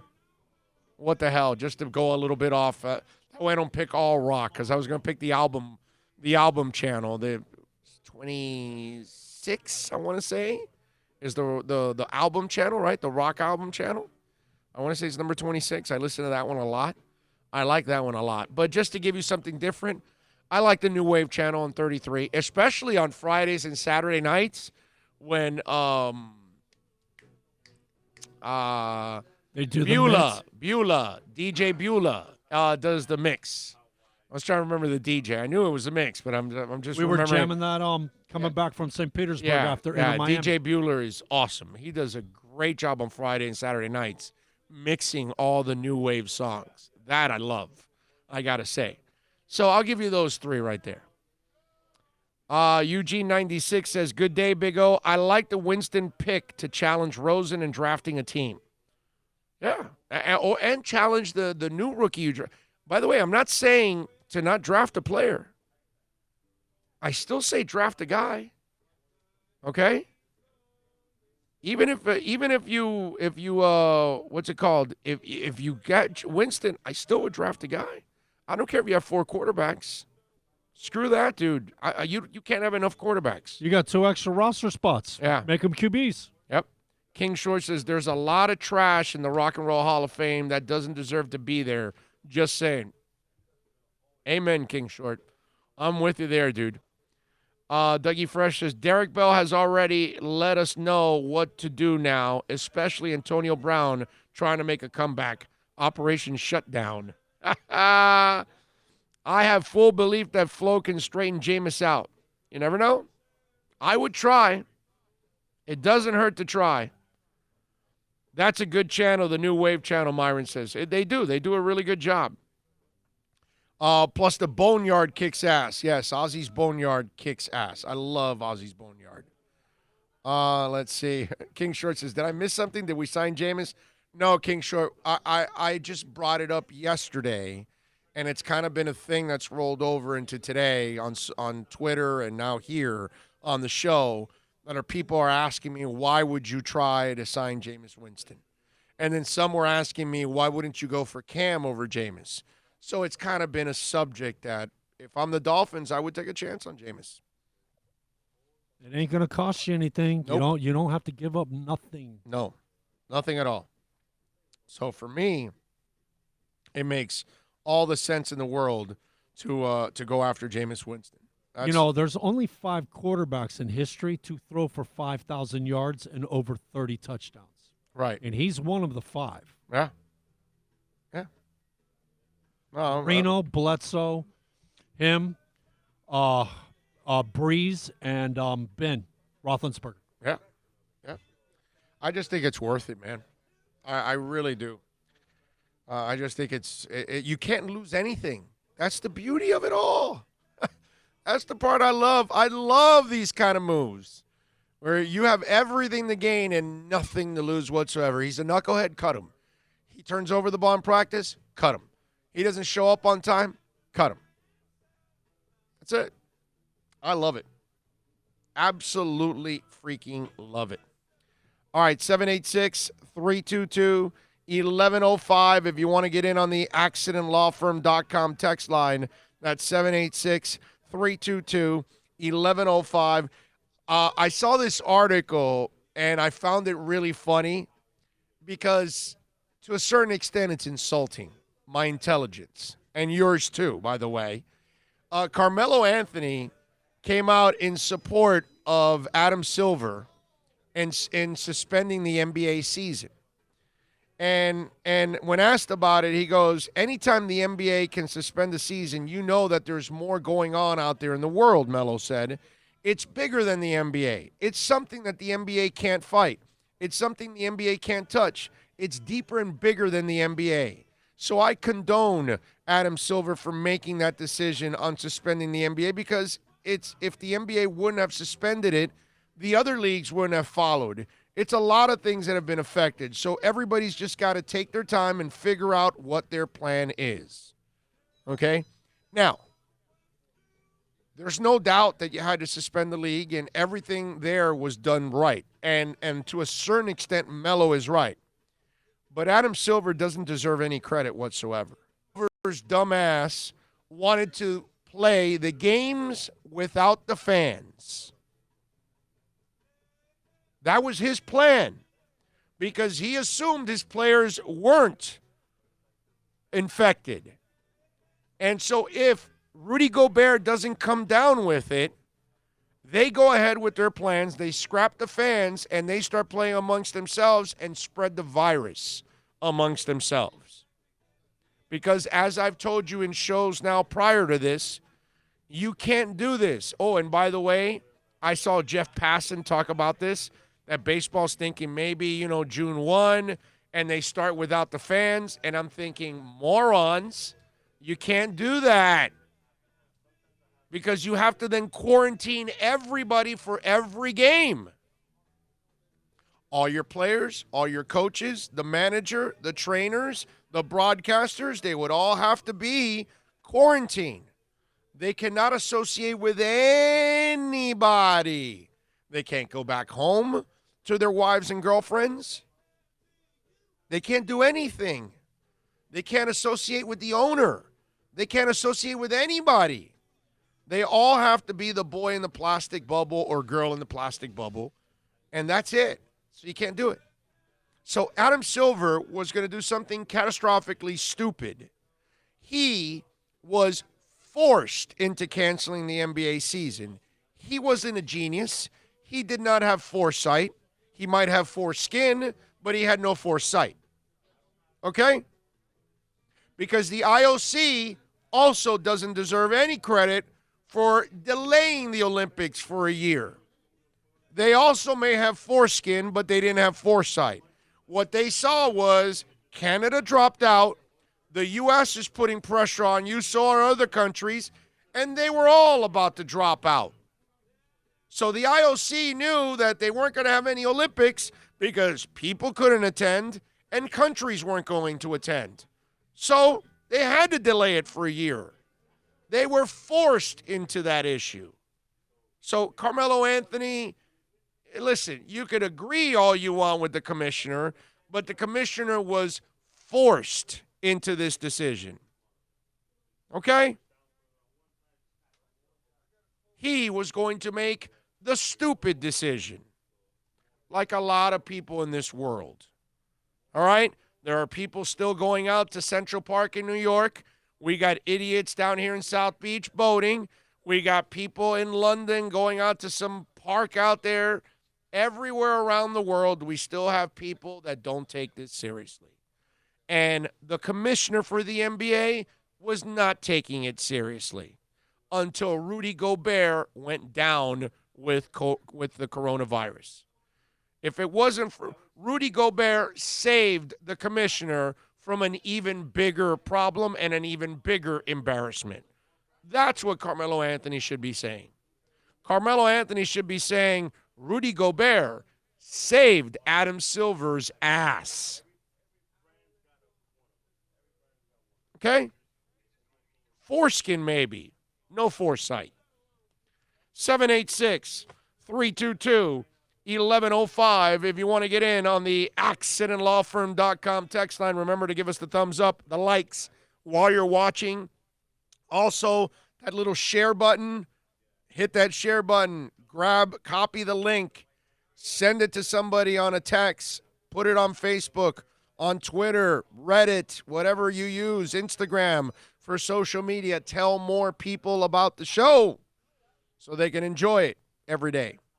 You know, there's another thing they had talked about. What did they talk about?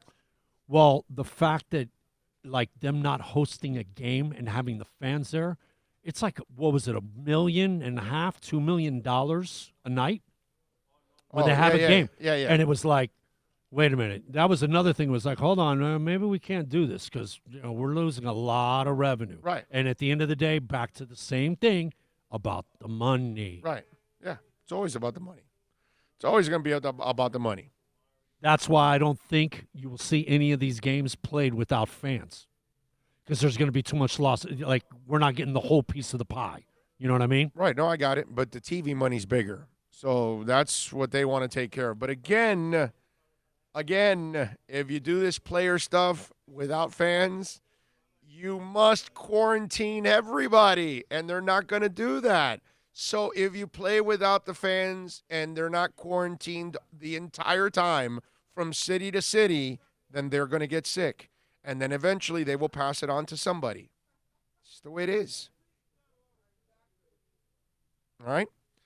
Some guy's mom, I just read, in England, she wasn't exposed to the coronavirus at all. The only time she got it was the one time she went out to get food. She went to the market and back, and she ended up getting coronavirus and died. She didn't have it. She was self-isolating, keeping away. All she did was go to the supermarket to go get food that she needs to live and go back, and that's the time she picked up the corona and passed away. Terribly sad story. Why? And is she supposed to die because she's old? So it's all right for some of you out there? It's ridiculous. Just is.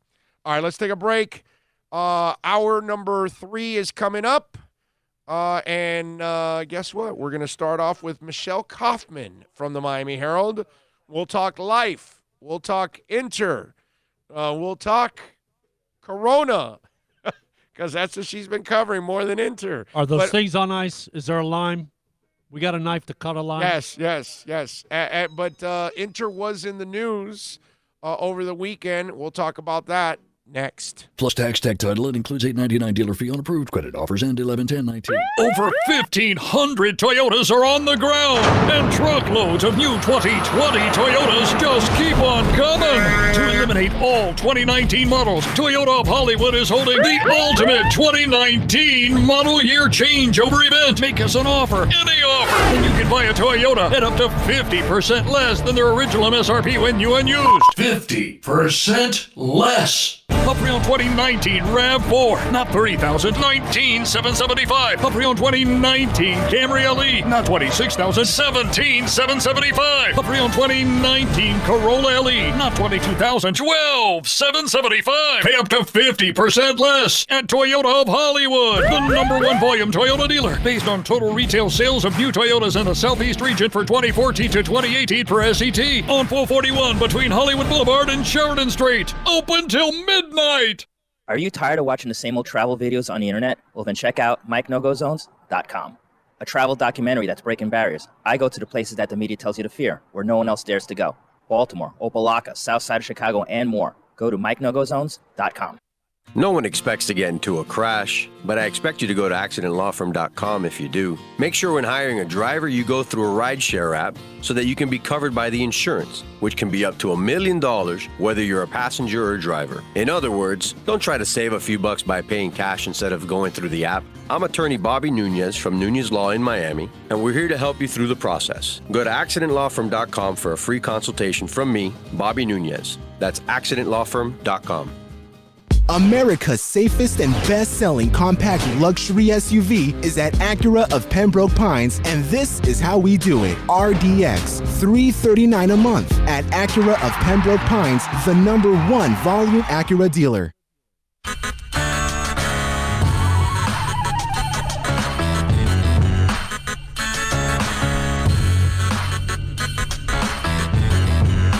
This is the Big O Show. This is the Big O Show. This is the Big O Show.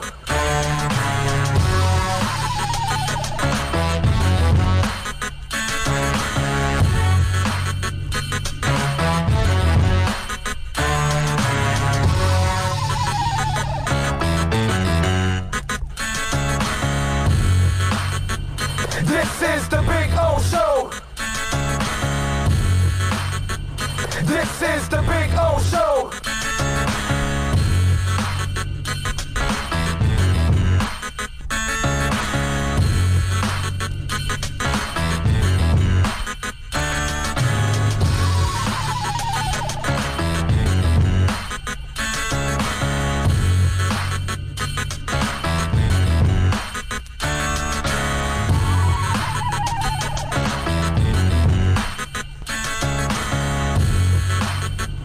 This is the Big O Show.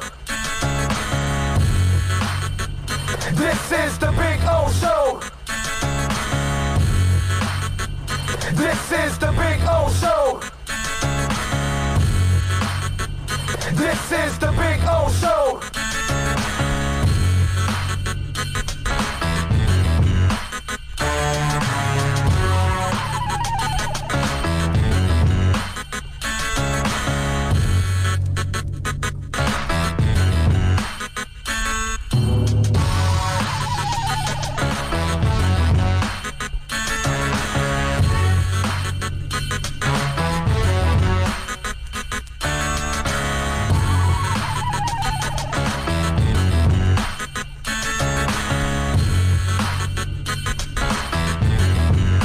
This is the Big O Show.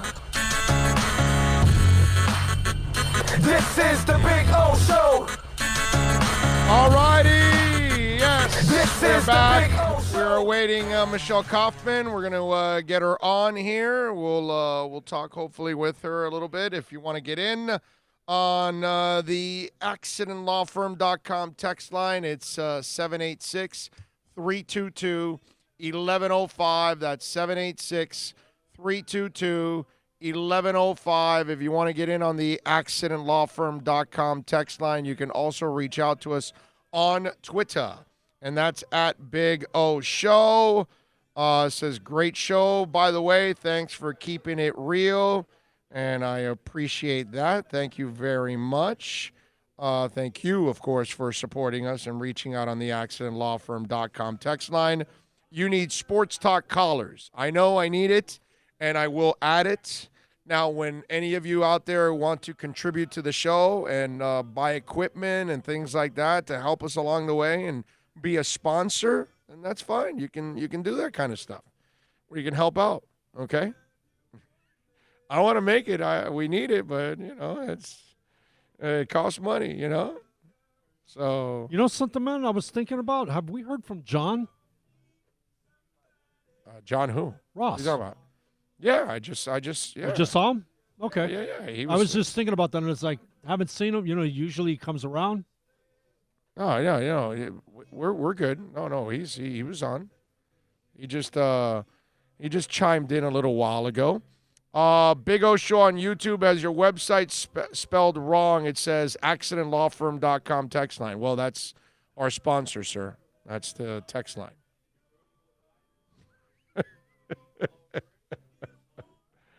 We need sponsors in order to survive, sir.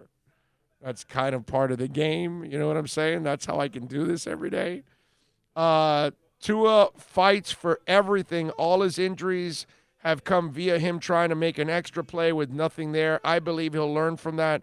Trust me, the intangibles are good to pass on. I'm willing to take a chance on Tua. We've done it for players with far less potential. The only negative thing you can say about him is injuries. Count me all in.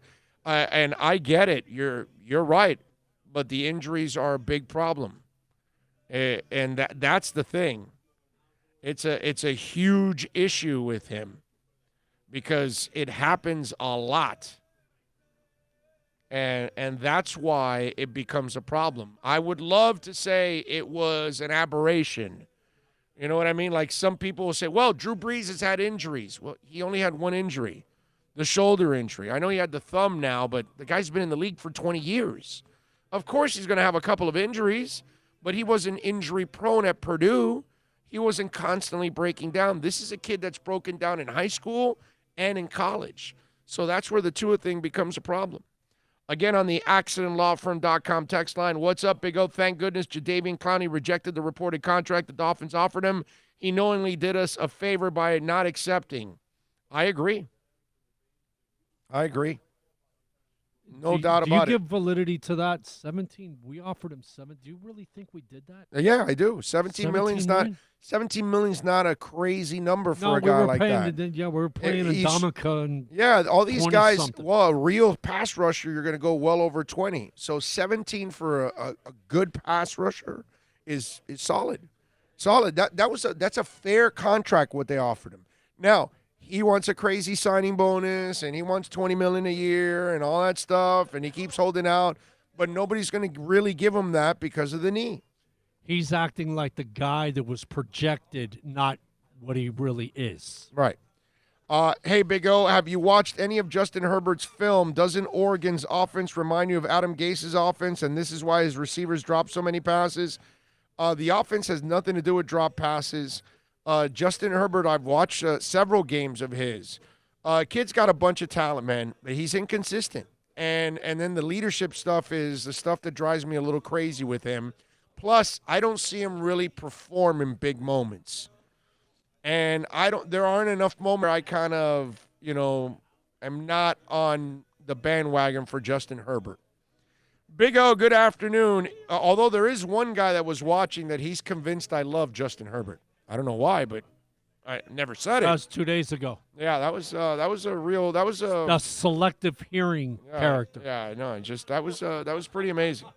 Like, I've never said that I like Justin Herbert. All I said was that Herbert and Tua are two guys I wouldn't take, but worst case scenario, I'll take Herbert over him because of the health. That's it. Big O, good afternoon. If necessary, I can testify you have not kissed one ass in the 35 years that I've been listening to you. Thank you. I appreciate that. Hey, and it's only been 30. Don't make me older, okay? I'm in my 30th year right now in radio. All right? Your guests are way better than radio clowns. Oh, come on. I mean, I appreciate it. Thank you very much, but we don't have to take shots at other people. I've been listening to you for years. Thanks for all you do. Keep it up, Eddie in St. Augustine. Thank you, Eddie. Appreciate you, man. That's very nice, man. Very, very nice. And again, I appreciate the immense support, whether it's on Twitter, whether it's our accidentlawfirm.com text line. Adam Silver is not Goyim, so probably no foreskin. All right, good point. He certainly didn't have foresight. You know? So what can I tell you? That I can tell you. No foresight for him. Maybe some foreskin. You get anything from Michelle or what? We go with Michelle? Well, call her, bro. Just call her and see if you can get her on. Call her and just see if we get her on. Mickey Collazo says, Big O, what's your list of favorite players coming out in this year's draft by position? Wow, Mickey. You know what? I'm gonna save that question for tomorrow, Mickey. Okay? I'll give you that answer tomorrow because I'll prepare that answer in different positions. Okay? Michelle has a deadline, but she said, can we do this tomorrow? Because I have some good Inter-Miami stuff. Okay. All right, good. So we'll do it tomorrow. That's fine. Yeah, 2 o'clock, same thing. Get her tomorrow at 2 o'clock, and we'll do it then. No problem. You notice the tease there, right? Yeah, no, that's good. I like it. I like it by her. That's nice. A little tease and everything. So we got some Inter-Miami news, and she'll pass that on. I saw also Jeff Passan. And, you know, Jeff does a really good job breaking baseball stories. So I'm watching him do his report. And he's talking about how Major League Baseball is targeting a early June start, which, again, I don't think it's realistic for early June, to be honest with you. I mean, we're about to hit April. I don't know when we're going to get out. We haven't hit our peak yet with this thing. We have to get to a peak so then we can start the decline, right? And New York, as you can tell, is, you know, and last time I checked, there's like this big financial thing that goes on in the middle of New York. I think it's called the Stock Exchange.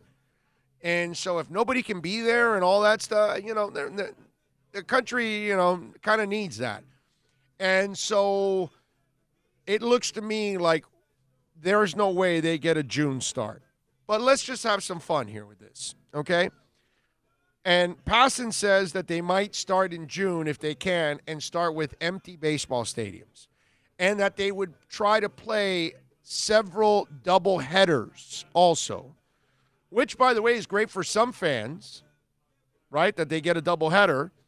Although you would like the natural double header. For this one, they'll probably charge you for it unless you're a season ticket holder.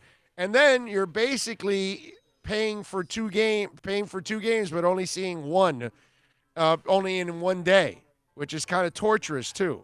I don't know if they'll adjust those prices for season ticket holders when it comes to that. But that's neither here nor there. Whatever they do with those planned double headers and all that, and how they handle it with season ticket holders, that's a whole other issue we can have fun with down the line. Okay, that's me with foresight and foreskin too.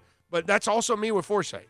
So you start thinking about all of this going on. What did I just tell you about basketball? Okay, these idiots are thinking that they can start in early June without fans. And I know it's not basketball, and I know it's not football and hockey where there's collisions and sweat and everything, and it's not as bad in baseball, but you are in clubhouses. You are in locker rooms together. You are in bullpens together. And it's really hard to be 6 feet apart.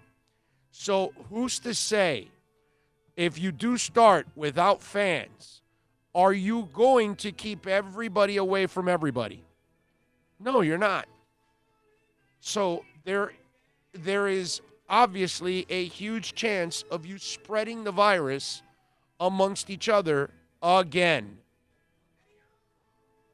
That's why this craziness, whether it's the president or anybody else, I get it. We all want to get back to our normal lives. I want to get back to my normal life. You know what I mean? I'd like to go out into the streets and not worry about things. I'd like to go back to concerts that I really love. I'd like to see my wife get back to work again. My daughter, that poor girl is devastated right now going through this thing because she's lost out on an opportunity of a freaking lifetime. I mean, I can't tell you how depressed I am for my daughter. Okay? So we've all lost a lot of things in this process. But what we can't keep doing is putting more lives at risk. So we got to eliminate this thing where it's not a factor anymore, where it's not a major spread anymore. So what we got to stop doing is putting some kind of a date on this, because then you set expectations. And then if you don't meet those expectations, then you're lying. And it's not really that you're lying if you're baseball or the government or whatever. Because if Trump says, oh, we want it by Easter, but what about if the country's not ready? So then Trump's called a liar by then. And it's not that he's a liar. It's just he's got to let this thing play out and not put any date on it so you don't look bad. And then let's just do the responsible thing. Let's put the date on it when we already know we're on the decline, we're on a pace that we can eliminate it, abolish it, and then we can start anew. So if you're baseball, if you're basketball, if you're football, if you're the government, it doesn't matter who you are. Don't put any more dates. Don't say, we all wish we would get out of this in 3 weeks, in 2 weeks. But that's probably not realistic. So let's just wait. Because now you tell baseball fans, well, we're kind of targeting June. And Passan in that report said they're targeting early June, but they also are prepared for later dates, just in case it drags on. He did preface his statement with that. But the fact that you're already putting out an early June, you don't know, man. We don't know how bad this thing is. Look at New York. Their numbers are doubling every 3 days. And that's because those people over there in New York, they're all in a sardine can, in a subway, on the streets, everywhere. They're if you've been to New York, you know what I'm talking about. It's just overloaded because everything's built up. They got no space this way.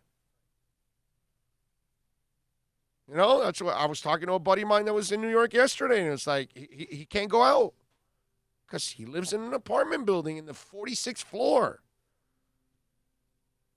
So he can't go anywhere.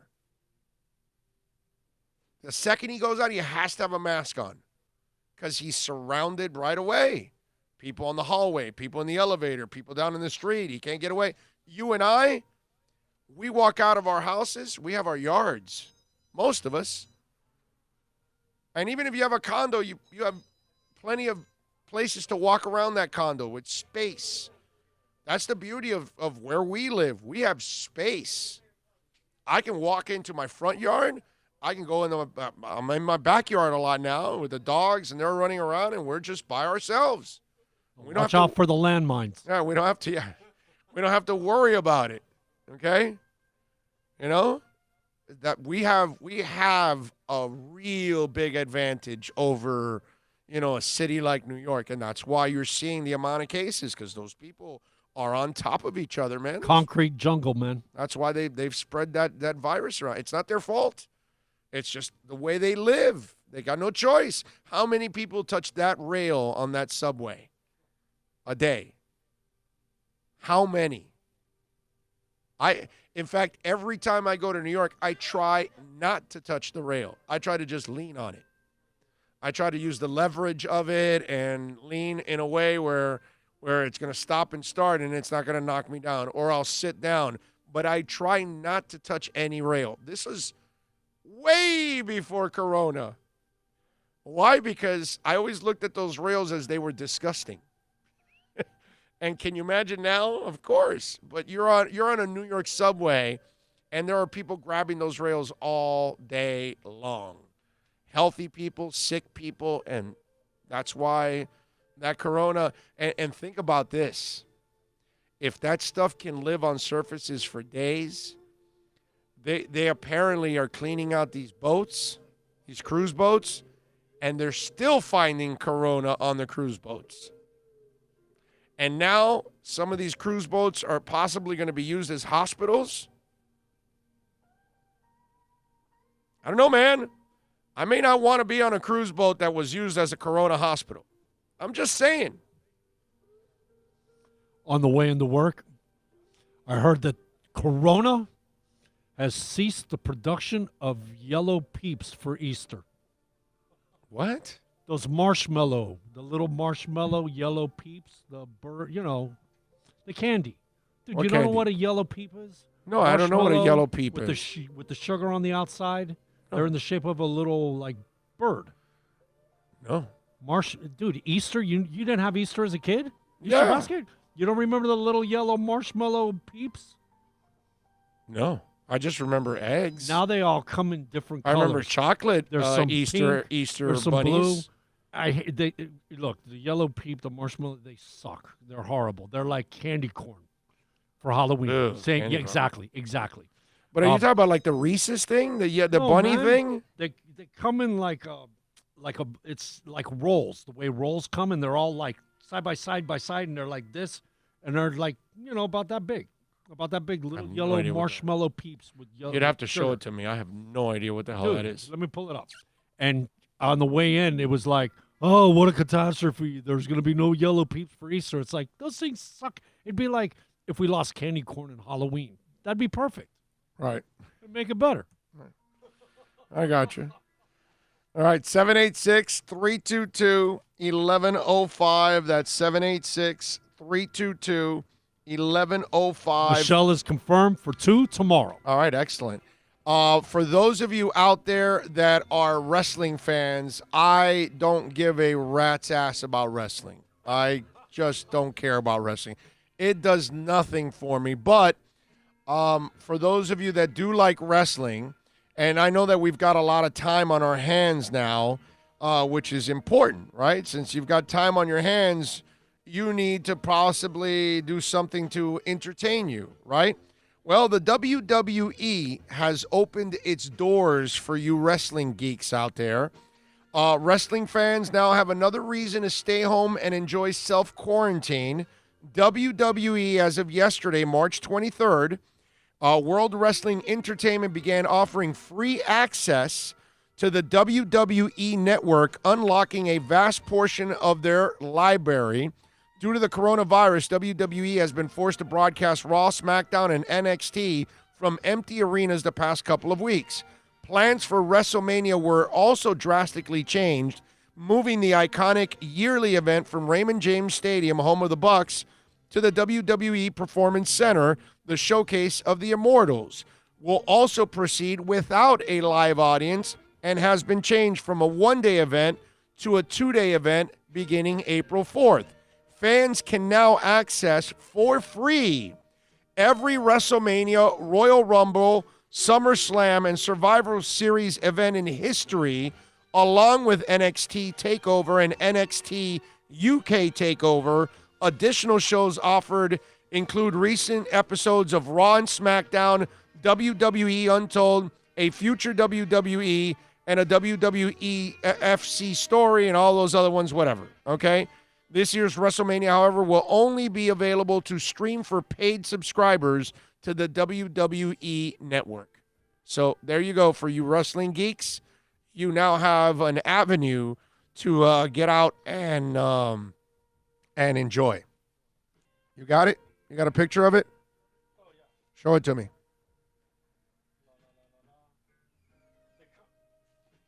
It used to only be yellow, but Let me now see they it. got Let me see pink, it. they got blue, they got, Still don't all know what different they are. kinds. Never seen it. Never seen it in my life. I have no idea. No, you don't have to enlarge it. I know what it is. I see They're it. probably like Twinkies. We can have a nuclear war and those things, you come Right. back in 5 years, they're still good. Okay. Did you see, by the way, music news? Did you see Jackson Brown's got the coronavirus? No, really? Yeah, dude. Oh, man.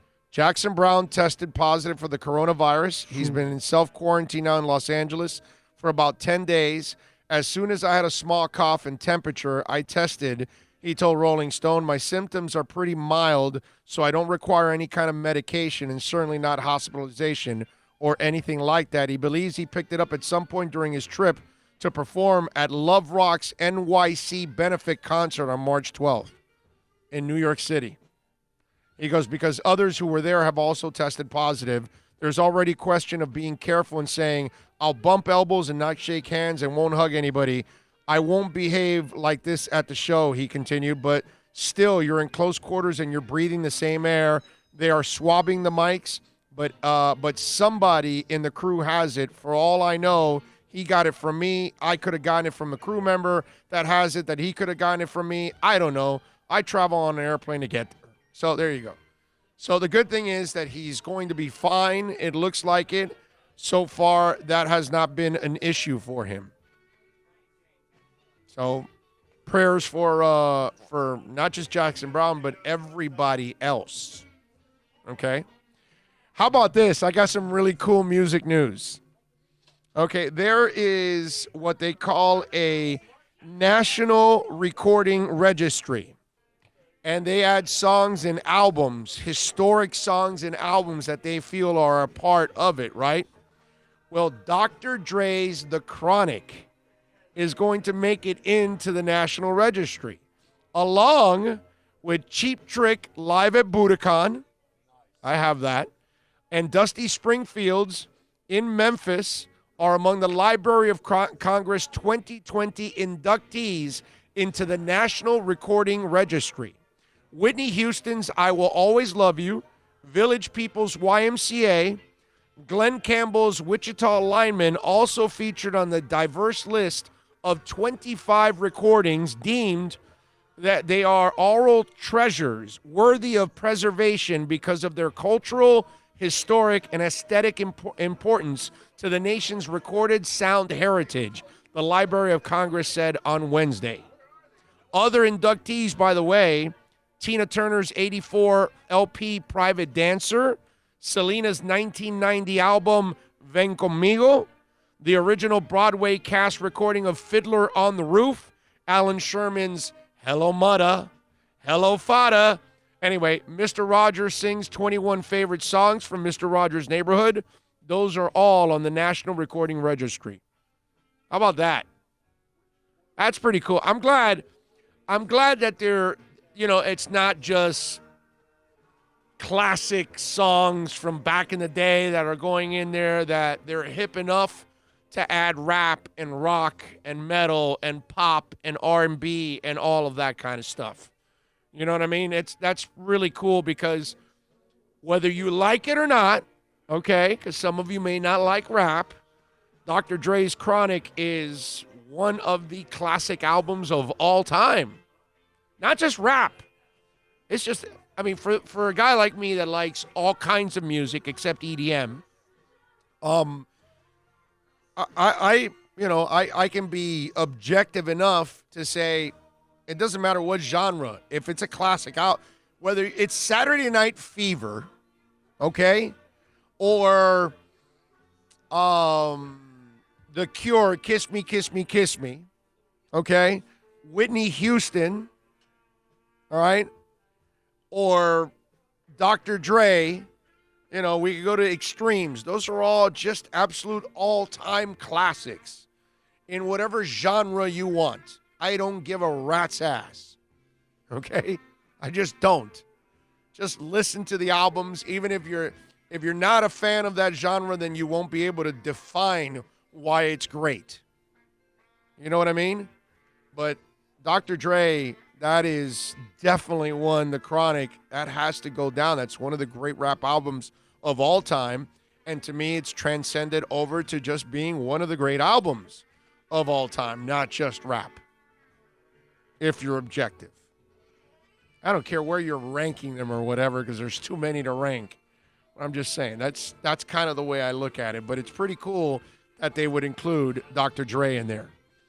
Dougie Fresh says, I feel like I'm stoned. I'm watching the Big O show in a head shop. talking about foreskin, Easter peeps, and WWE. You don't Bogart me and pass that along. There you go. Gus 1388 says the Bengals have spent serious money in free agency.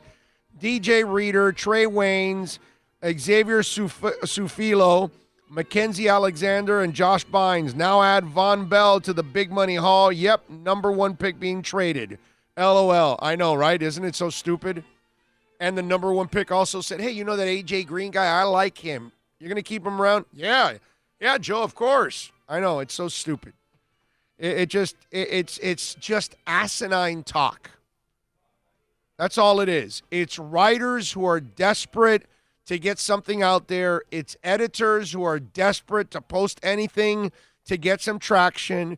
It's radio show hosts that just want to try to stir it up to get you guys, I don't even know if you're dumb enough to get excited about it.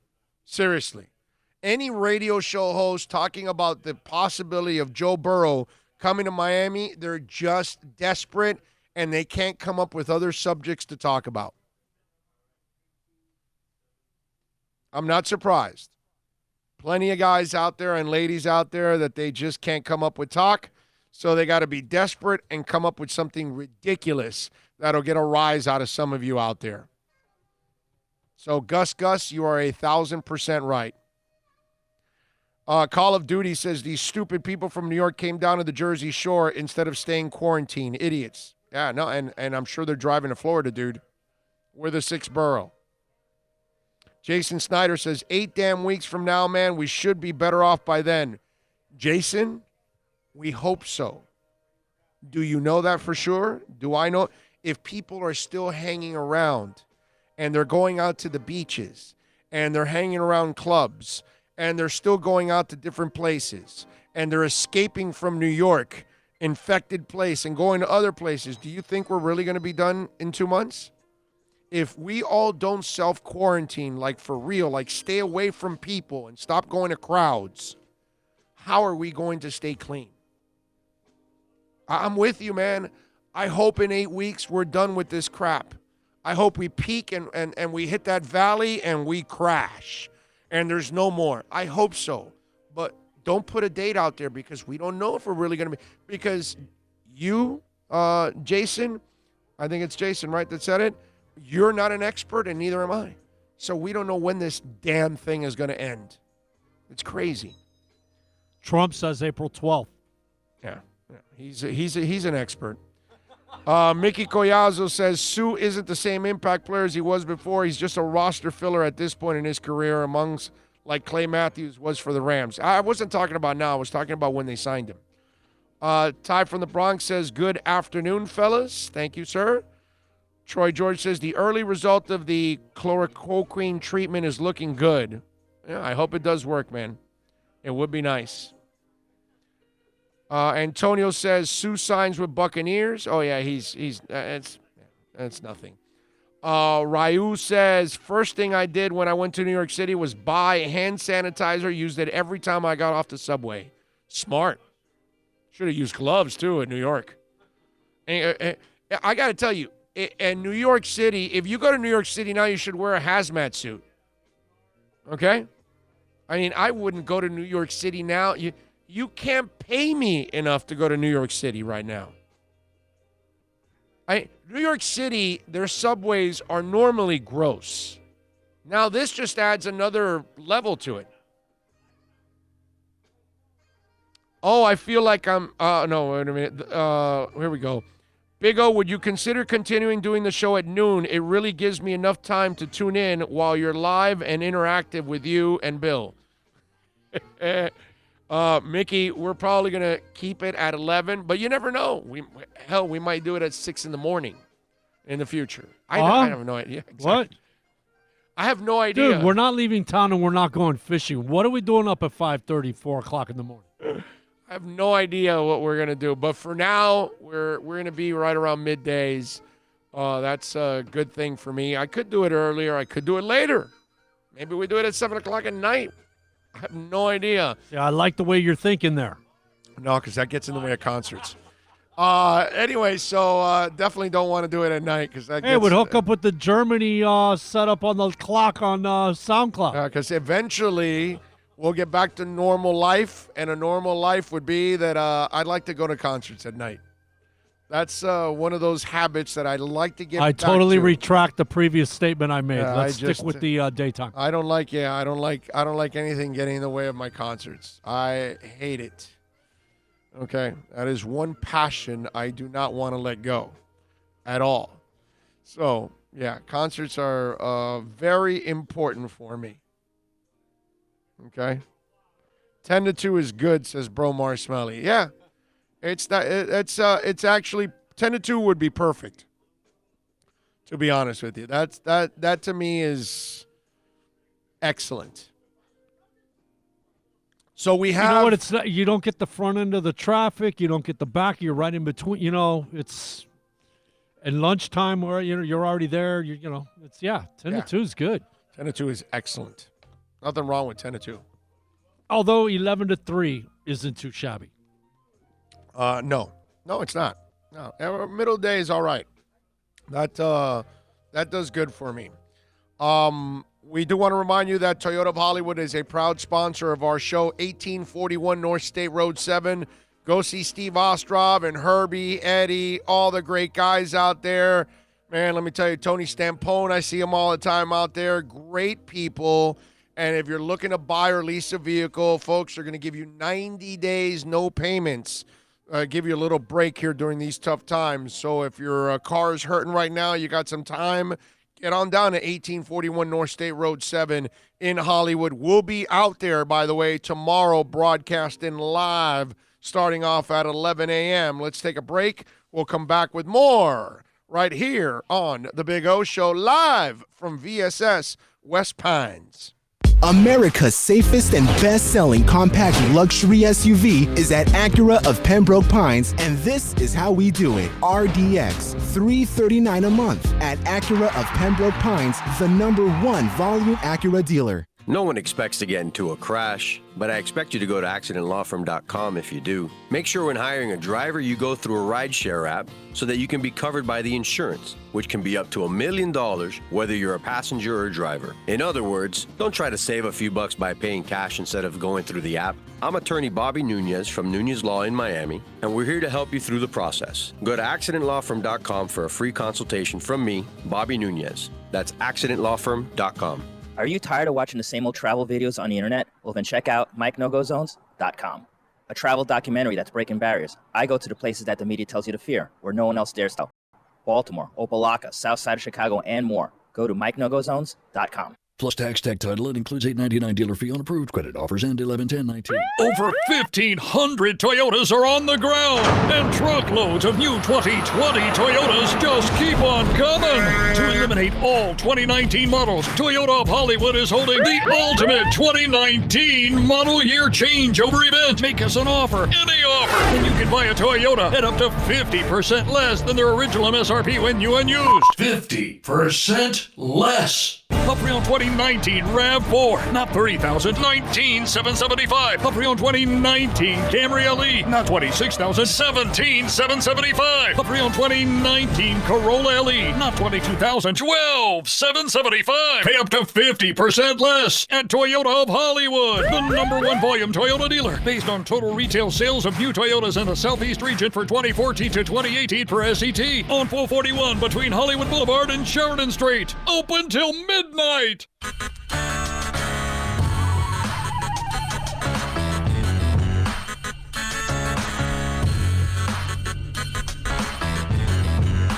This is the Big O Show.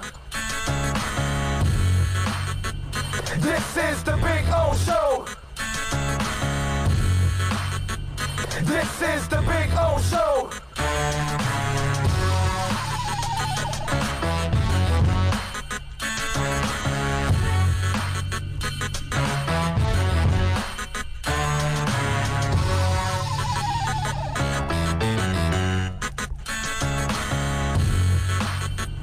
This is the Big O Show.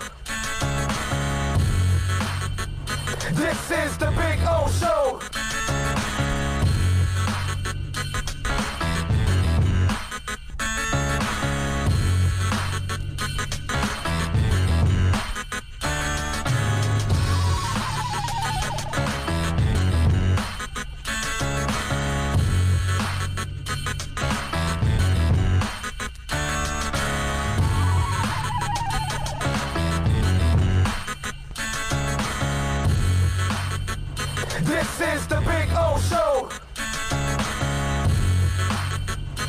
This is the Big O Show. We're back. Don't forget to give us the likes, the thumbs up there while you're watching, and obviously share the link with your friends. Go to that share, that little arrow, hit that share, hit the copy link, send it on text to a friend of yours. Send it by email. Post it on Facebook, Twitter, Instagram, Reddit, wherever the hell you go for social media. Share. Sharing is caring. Haven't you learned that already? Come on, we're out here at VSS West Pines, 12397 Pembroke Road. And remember, they have drive up. So if you don't want to come into the store to get your CBD products or anything else that they have in the store, you can call in, pay with your credit card, and then call them when you're up there right in the front of the door, and they'll come out and they'll bring it to you, and that's it. You don't have to come into the store. There's really nobody in the store. It's only us two and two people over there, so it's very few people in the store anyway. And Bill and I are in an 8-foot table, and he's on one end and I'm on one end. So we are 6 feet apart also, so we're keeping the safe distance that we're supposed to keep during these kind of things. NorCal goes 6 a.m. show. Wow, that's 3 a.m. for us out west. I'll wake and bake at 3, LOL. Yeah, I don't know about that 6 a.m. start, man. That's a tough start right there, man. That means you don't sleep much. That getting up early, man, you're either leaving town or you're going fishing. That's it. Yeah, it's I've done. Look, the early bird gets the worm. I've done Look, that shift. I don't eat worms. I'm not into that crap. I'll sleep in and go to IHOP. Yeah, I let me tell you, that early stuff, man. I'm a night person. I hate I've done that morning shift, and it is not fun. Never really I love to do this job, but I did not. I love to do the job, but I hated waking in the morning like that. Oh, that was too early, man. Way too early. So the Olympics have been postponed for a year, correct? And this is a really interesting story because next year there might be a couple of athletes that peaked. This was their peaking time. And now their careers are on a decline, and they may not be as good next year, and maybe qualifying hurts them. Or maybe they would have been the gold medal winner this year, and now next year they're going to be a silver or bronze or out, right? Justin Gatlin, okay? And if you know the name, the dude's been around forever. So the 38-year-old USA track star says that he's not quitting, okay, that he wants another crack at gold.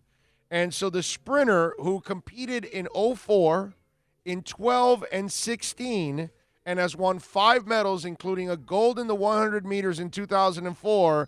And they asked him, are you retiring? He said, nope. The goal will be to compete in the 2021 Summer Games. I think a lot of people think that time is against me or against older athletes in this situation. It's far from the truth. Fact is, almost no track athlete remains elite into their late 30s. Usain Bolt retired at 31 and lost to JG in his last race. So Gatlin is an absolute freak of nature. Now, does he really believe the Olympics will be postponed a year or only months or shy of his 40th birthday that he can realistically compete for another gold medal?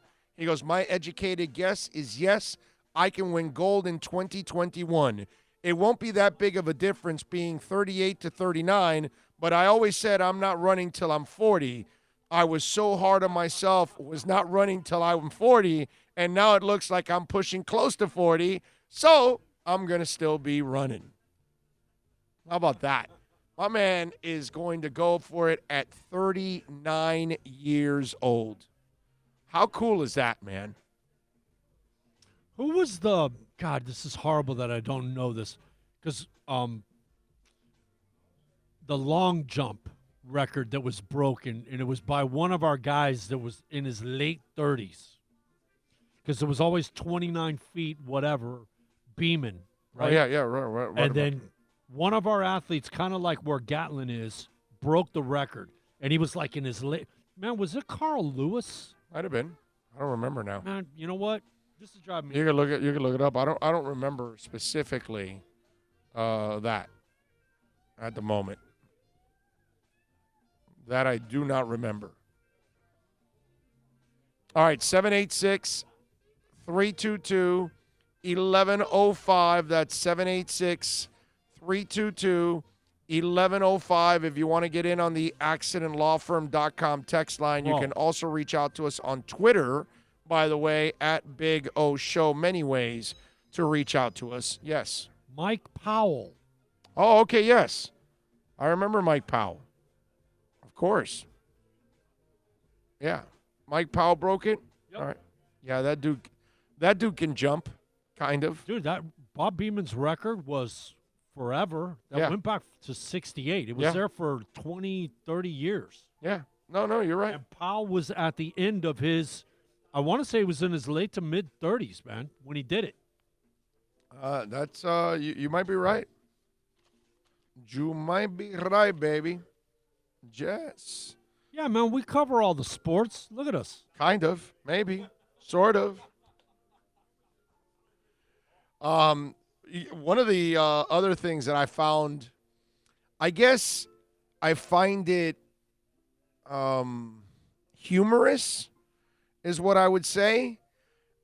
You know, Marcus Mariota signed with the Raiders, and there's a reason why the Raiders are what they are, right? And I don't believe in John Gruden. I just think it's going to be, a complete clown show when it's all said and done with John Gruden.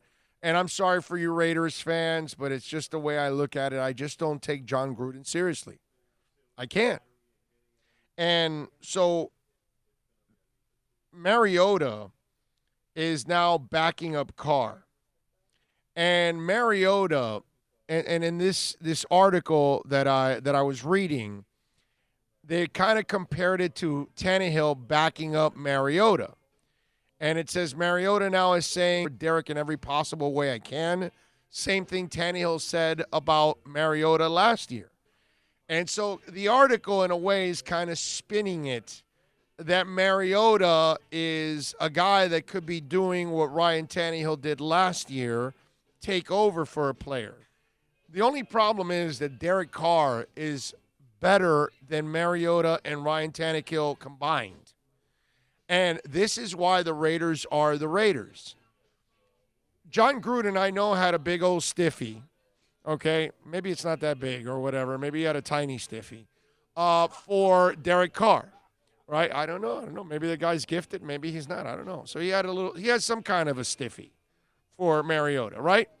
And so now that he is a head coach with the Raiders, Mariota has become available because he got cut. And so now he brought Mariota over, and he was the guy that was bragging about Mariota on the day of the draft, how much he loved the kid and all that. And you can tell, obviously, he is no quarterback genius because he's never even developed his own quarterback. It's funny, how can John Gruden be called a quarterback guru when he's never developed a quarterback? Never developed a quarterback in college, never developed a quarterback in the NFL. It's not like he's not Andy Reid. You know what I mean? So how can you be a quarterback guru? Because he got to have a show right before the draft and hang out with the rookie quarterbacks coming in. That's right. it. That's it. I mean, that makes you a quarterback guru. I mean, give me a break. So Mariota saying all the right things, and the way they're spinning it in this article, is that Tannehill was brought in as Mariota's backup until Titans coach Mike Vrabel decided otherwise. And Mariota was brought in to be Carr's backup until Raiders coach John Gruden decides otherwise. So they're kind of insinuating that Mariota is there to eventually take over for Derek Carr. And this is another reminder of why John Gruden is a clown. Because if there's any part of him actually thinking this, that his team's going to be better off with Marcus Mariota as a coach than Derek Carr. Look, Derek Carr's only thing that you can really pick on is that he's had some injuries. And he played well last year. But that's it. That's the only real negative out of Derek Carr. Outside of that, the dude's played well for that Oakland. year that he and got now hurt. LA, and now Las Vegas. That year he got hurt when they were 12-4. Right. Man, That ruined their whole season. If he would have stayed healthy, At Raiders least the had a AFC shot. Championship game. Right? Yeah. And that, by the way, no John Gruden. Because if they do that, then how do you fire everybody? You know something? You can't. Derek Carr. And again, it wasn't their fault that he got injured and they lost out on that. His career At all. got skewered there. That injury, you know what I mean? Right, He's the back kind injury. He's kind of something got lost. Well, I mean, some people say that he was kind of crying and whimpering and all that, and that players lost respect for him. But the bottom line is, as a quarterback, he's way better than Mariota. He's light years ahead of Ryan Tannehill. He's a real quarterback. He actually can play the game. He's accurate, can move around, can do every throw you need out there, man. And I get it, he's had some injury history. But Marcus Mariota is not the guy to bail out the Raiders. He's just a jag. He's just a guy that maybe on his best day might be able to facilitate, but he's not going to be a difference maker. And this is just an article. They're not really specifically saying that Gruden is thinking this. But Gruden did brag about him. Gruden did love him. Now Gruden signs him. And all offseason, it was like he talked towards the end of the offseason putting out the Carr fires. And remember, according to reports, they were still on the Brady sweepstakes up until last week, about a week and a half ago. They were still inquiring about Brady. So you know they're not convinced with Carr. You know that Gruden doesn't believe in Carr. But if there's any part of him that's considering replacing Derek Carr with Marcus Mariota, I mean that's just ridiculous. You're just an effing clown. That's all. I thought he went to the Raiders so he'd have a shorter flight over to Hawaii and go back home. That would make a lot of sense right there. That's a nice little short trip for him. And save a little money, too, although it might be a little expensive still to fly to Hawaii. Mickey says, actually now, thinking about our wide receivers, we definitely would need to consider drafting a wide receiver. All our wide receivers are injury-plagued history. Never know what that injury bug decides to show up. Exactly. That's why I said you got to draft a wide receiver. Okay? That would make all the sense in the world. Because there's so many of them, Mo, because obviously we got the defense, offensive line, running, where are you looking to still get a quality receiver? Oh, second, third rounds. Third? Yes. There's going to be first. Plenty of receivers there.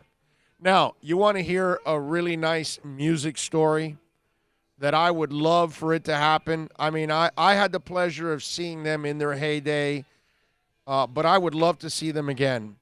Former Oasis singer Liam Gallagher has called on his brother and ex-bandmate Noel Gallagher to agree on a one-off reunion in aid of the coronavirus issues. Liam said the show should take place once the global emergency has receded and could also include other British bands who had split up. Once this is put to bed, we need to get Oasis back for one-off gig for charity, he tweeted. Come on, Noel. We can then go back to our amazing solo careers. Really? They're amazing? All right. Anyway, in the follow-up post, he added all these miserable effing C's in bands who think that they're too cool for school singing out the Jam's Paul Weller and the Smiths' Johnny Marr. What a gig. Meanwhile, Iron Maiden called off their scheduled visit to Australia and New Zealand, set for May 1st or the 3rd, yada, yada, yada, all that other stuff. But anyway, going back to this whole thing, okay, this would be absolutely awesome. If Liam and Noel Gallagher could get together for one show, I would actually travel for that show. Because, like he said, they're going to try to include some other bands maybe that have split up, right? And maybe, let's get the Smiths together. Right? For one night, Morrissey and listen. Wow. Listen, here we go. We want social distancing, right? Well, that's what we told him, Morrissey and Johnny Marr. You guys hate each other. Social distance your asses on each side of the stage. All right? You don't have to get together. We don't need the snapshot, dude. You sing on one end, you play on another, and that's it. Now, the question I would have is, who opens for who? Who headlines? The Smiths or Oasis? Huh? It's got to be the Smiths closing, Wow. right? Smiths closing. I don't know. Right? I don't know. See, I would tell you the Smiths because I think they're bigger and they made a bigger impact. I was thinking years of tenured service. But no, their years of tenured service weren't that long either. Neither band really had. Oh, but I mean, Smiths go back further. Right. But Oasis is more relevant. And so a lot more younger people know Oasis. A lot of young people don't know anything about the Smiths. So what's the other band that's still around? Please don't give me Led Zeppelin because Bonham died and all that. And, but something realistic that they're still around that we could include. Bands that broke up but got to get back together again, and they still can. The other one I would give you is Genesis. It's the only other one that I can kind of come up with. Is there another one out there? Give it to me on Twitter at Big O Show, here on the YouTube page. If you got one, a band that you can still get together right now. Okay? You know what? This would surprise me because, in all honesty, when the Olympics were in London, I thought for sure that if they're going to do it, that would be it. It's the Olympics. Right. And you know that they didn't. Yeah, but this is different. You know, this is different. This is for the coronavirus. This is it's like a Live Aid to help. Right. They're exactly. they want to do a Live Aid. Antonio Mato says the Black Crowes. They were doing one, so yes, we could get the brothers back on. I like that. Black Crowes. That's a good one. Call of Duty says Oasis suck live. Dude, I saw them live in 97, and they were phenomenal. So I'm not sure what you saw, but I saw them live at the Oakland Coliseum, and they were freaking awesome. So I don't know. Again, not sure. Maybe you saw a bad night or something. I saw them live, and they were great. Great. They're both jerks.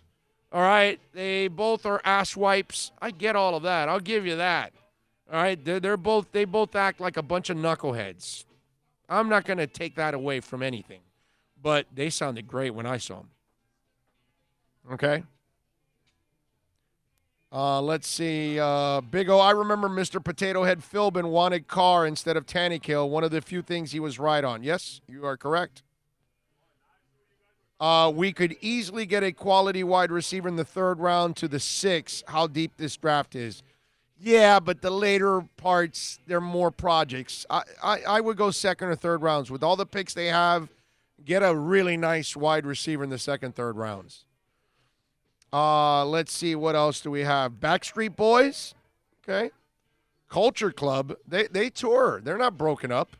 Boy George tours all the time. Luis Aguayo says, Big O, Morrissey just came out with a new album yesterday. I am not a dog on a leash. Luis Aguayo, I got it in the mail about 5 days ago. I want to say I got it. I have it. Call of Duty says, I saw them perform in MSG, and Jet was the opener. For me, I saw them, and they were phenomenal. Now, did you see both of them, Call of Duty? Or did you just see one of them? Because they've done that too, so I'm not sure. You know? That's the question. Sticks, also Dennis DeYoung wants to do it, recently said, yes, that's right. We read that story here. I like that one. Sticks is a good one. Sticks, the Black Crowes. I like that. With the Smiths along with Oasis. Wow. You know what? You would need 2 stadiums. You need 2 open-ended stadiums with 1 stage in the middle and you'd fill both stadiums up for that kind of concert. You put the Smiths alone would be filling stadiums all over the place. That would be amazing. I would love that. Skid Row. Well, Skid Row does tour without Sebastian Bach, and then Sebastian tours on his own. Okay. We can do that. They can be the opener. I like that. That's not bad. That's pretty good. But I love the Styx suggestion. Forgot about that. Styx, Genesis, Black Crowes, the Smiths, and Oasis. Okay? I like that. If Ozzy can get well, throw in Black Sabbath. Yeah, but they're not broken up. Oh, I see. You get Black Well, Sabbath. But they're Bill not. Ward, they had a situation with the drummer, Bill Ward. Well, you no, know? they kicked him out. Yeah. They kicked his ass out. That's different. That's not a breakup. That's like they got rid of your ass for some reason. I forgot what it was now with the whole Bill Ward thing. Dude, you know what would be cool? Oh, wait a minute. You can't. I was just going to say the power station, but no, you can't. Yeah, he's dead. Yeah, he's passed. Yeah, he's dead. God. Yeah. Horrible. And remember, it has to be like a broken up thing. You know what I mean? Power Station wasn't really broken up. It was just they were a super band that got together and then did a couple albums, and then that's it. You know, they did two, right? It was only two, right? Yeah, that's it. Right? Good Only did stuff. two. Like Arcadia did the same thing. They just did two albums, and then they were done. Good stuff, man. Yeah. Mickey says, love Morrissey. I'm with you, man. Morrissey, his politics he's a weirdo when it comes to all that, but yeah, speaking of music, there's something I'm going to miss.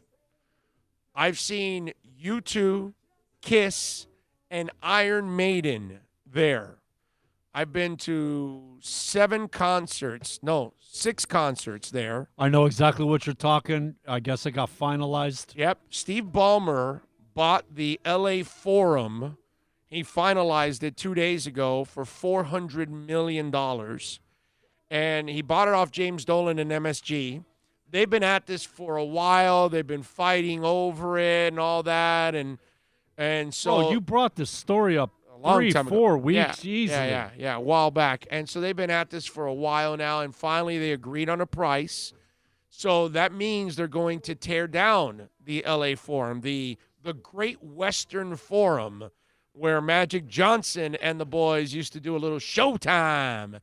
And that's a classic place. But they remodeled that place. And inside, I think it's the best arena acoustically. Now, I haven't been to every arena in this country. I've been to a lot of them for concerts. I will say that. And I've seen I've been to a lot of places for concerts across this country. And let me tell you something. The LA Forum, acoustically, is the best arena I've been to. It's just awesome. And look, I've seen U2 there. I've seen Kiss, and I've seen Iron Maiden. So 3 styles of rock that I've seen there, and the acoustics are through the roof. I mean, it is really, really awesome. Yeah, it's an older building. It doesn't have the amenities that modern buildings have, but it's super clean. It's well done, actually. It's comfortable. But when you walk into that arena, you don't know that it's that arena was built whenever it was built in whatever the 60s or whatever it was. I'm getting goosebumps, man. You know what? If they tear it down, you know what my last song is? Seeing there at the LA Forum? What was that? 40, bro. No high fives. 40, yes. 40. Yes, 40. You too. Yes. My last song. Yeah. Yeah. So, I mean, I want to actually go for one more concert. I don't know if I'll be able to before they tear it down. I don't know what this coronavirus thing, I'm sure, and they're one of the hot states. So I would imagine that every concert's been canceled there for a while too. And I don't even know if they're going to reschedule concerts by the time he starts construction. But if there's a shot for me to go back over there to see a show, I would love to. I would love to go see one more show there, man. Go see one more legendary. Because every time I go, I've gone to go see one hell of a band is what I'm going to go see usually. And on your way out, pick up a dozen donuts. Yes, well, not a dozen, not anymore. I just get one or two Randy's donuts. That's it. Huh? Don't Yeah. worry about it. Pick up the No, dozen. I got the other. you're the one that eats I the got rest the of the other donuts. I try to limit it as much as I can, even though it's freaking delicious. And a little Roscoe's chicken too, because by the Forum you can always have a little Roscoe's chicken or a little Randy's Donuts, two legendary places. So just in case if you are going out to the Forum sometime down the line, I'm not sure exactly what the schedule is like, but just a little tip for those of you out there.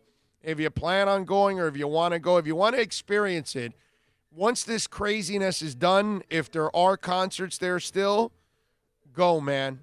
Go check out a concert at the LA Forum. You will love it. It was really cool because you know the outside. And it's like, Right, yeah. And it just, you like walking back in time. Right. And you go in and like they got the crushed velvet Yes. drapes with the rope. And it's a historic place, Yeah, man. man. It's just you know that a lot of history has gone through that building.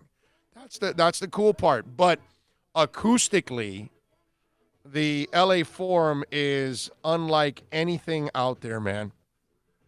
It's pretty freaking amazing. All right, we are done, folks.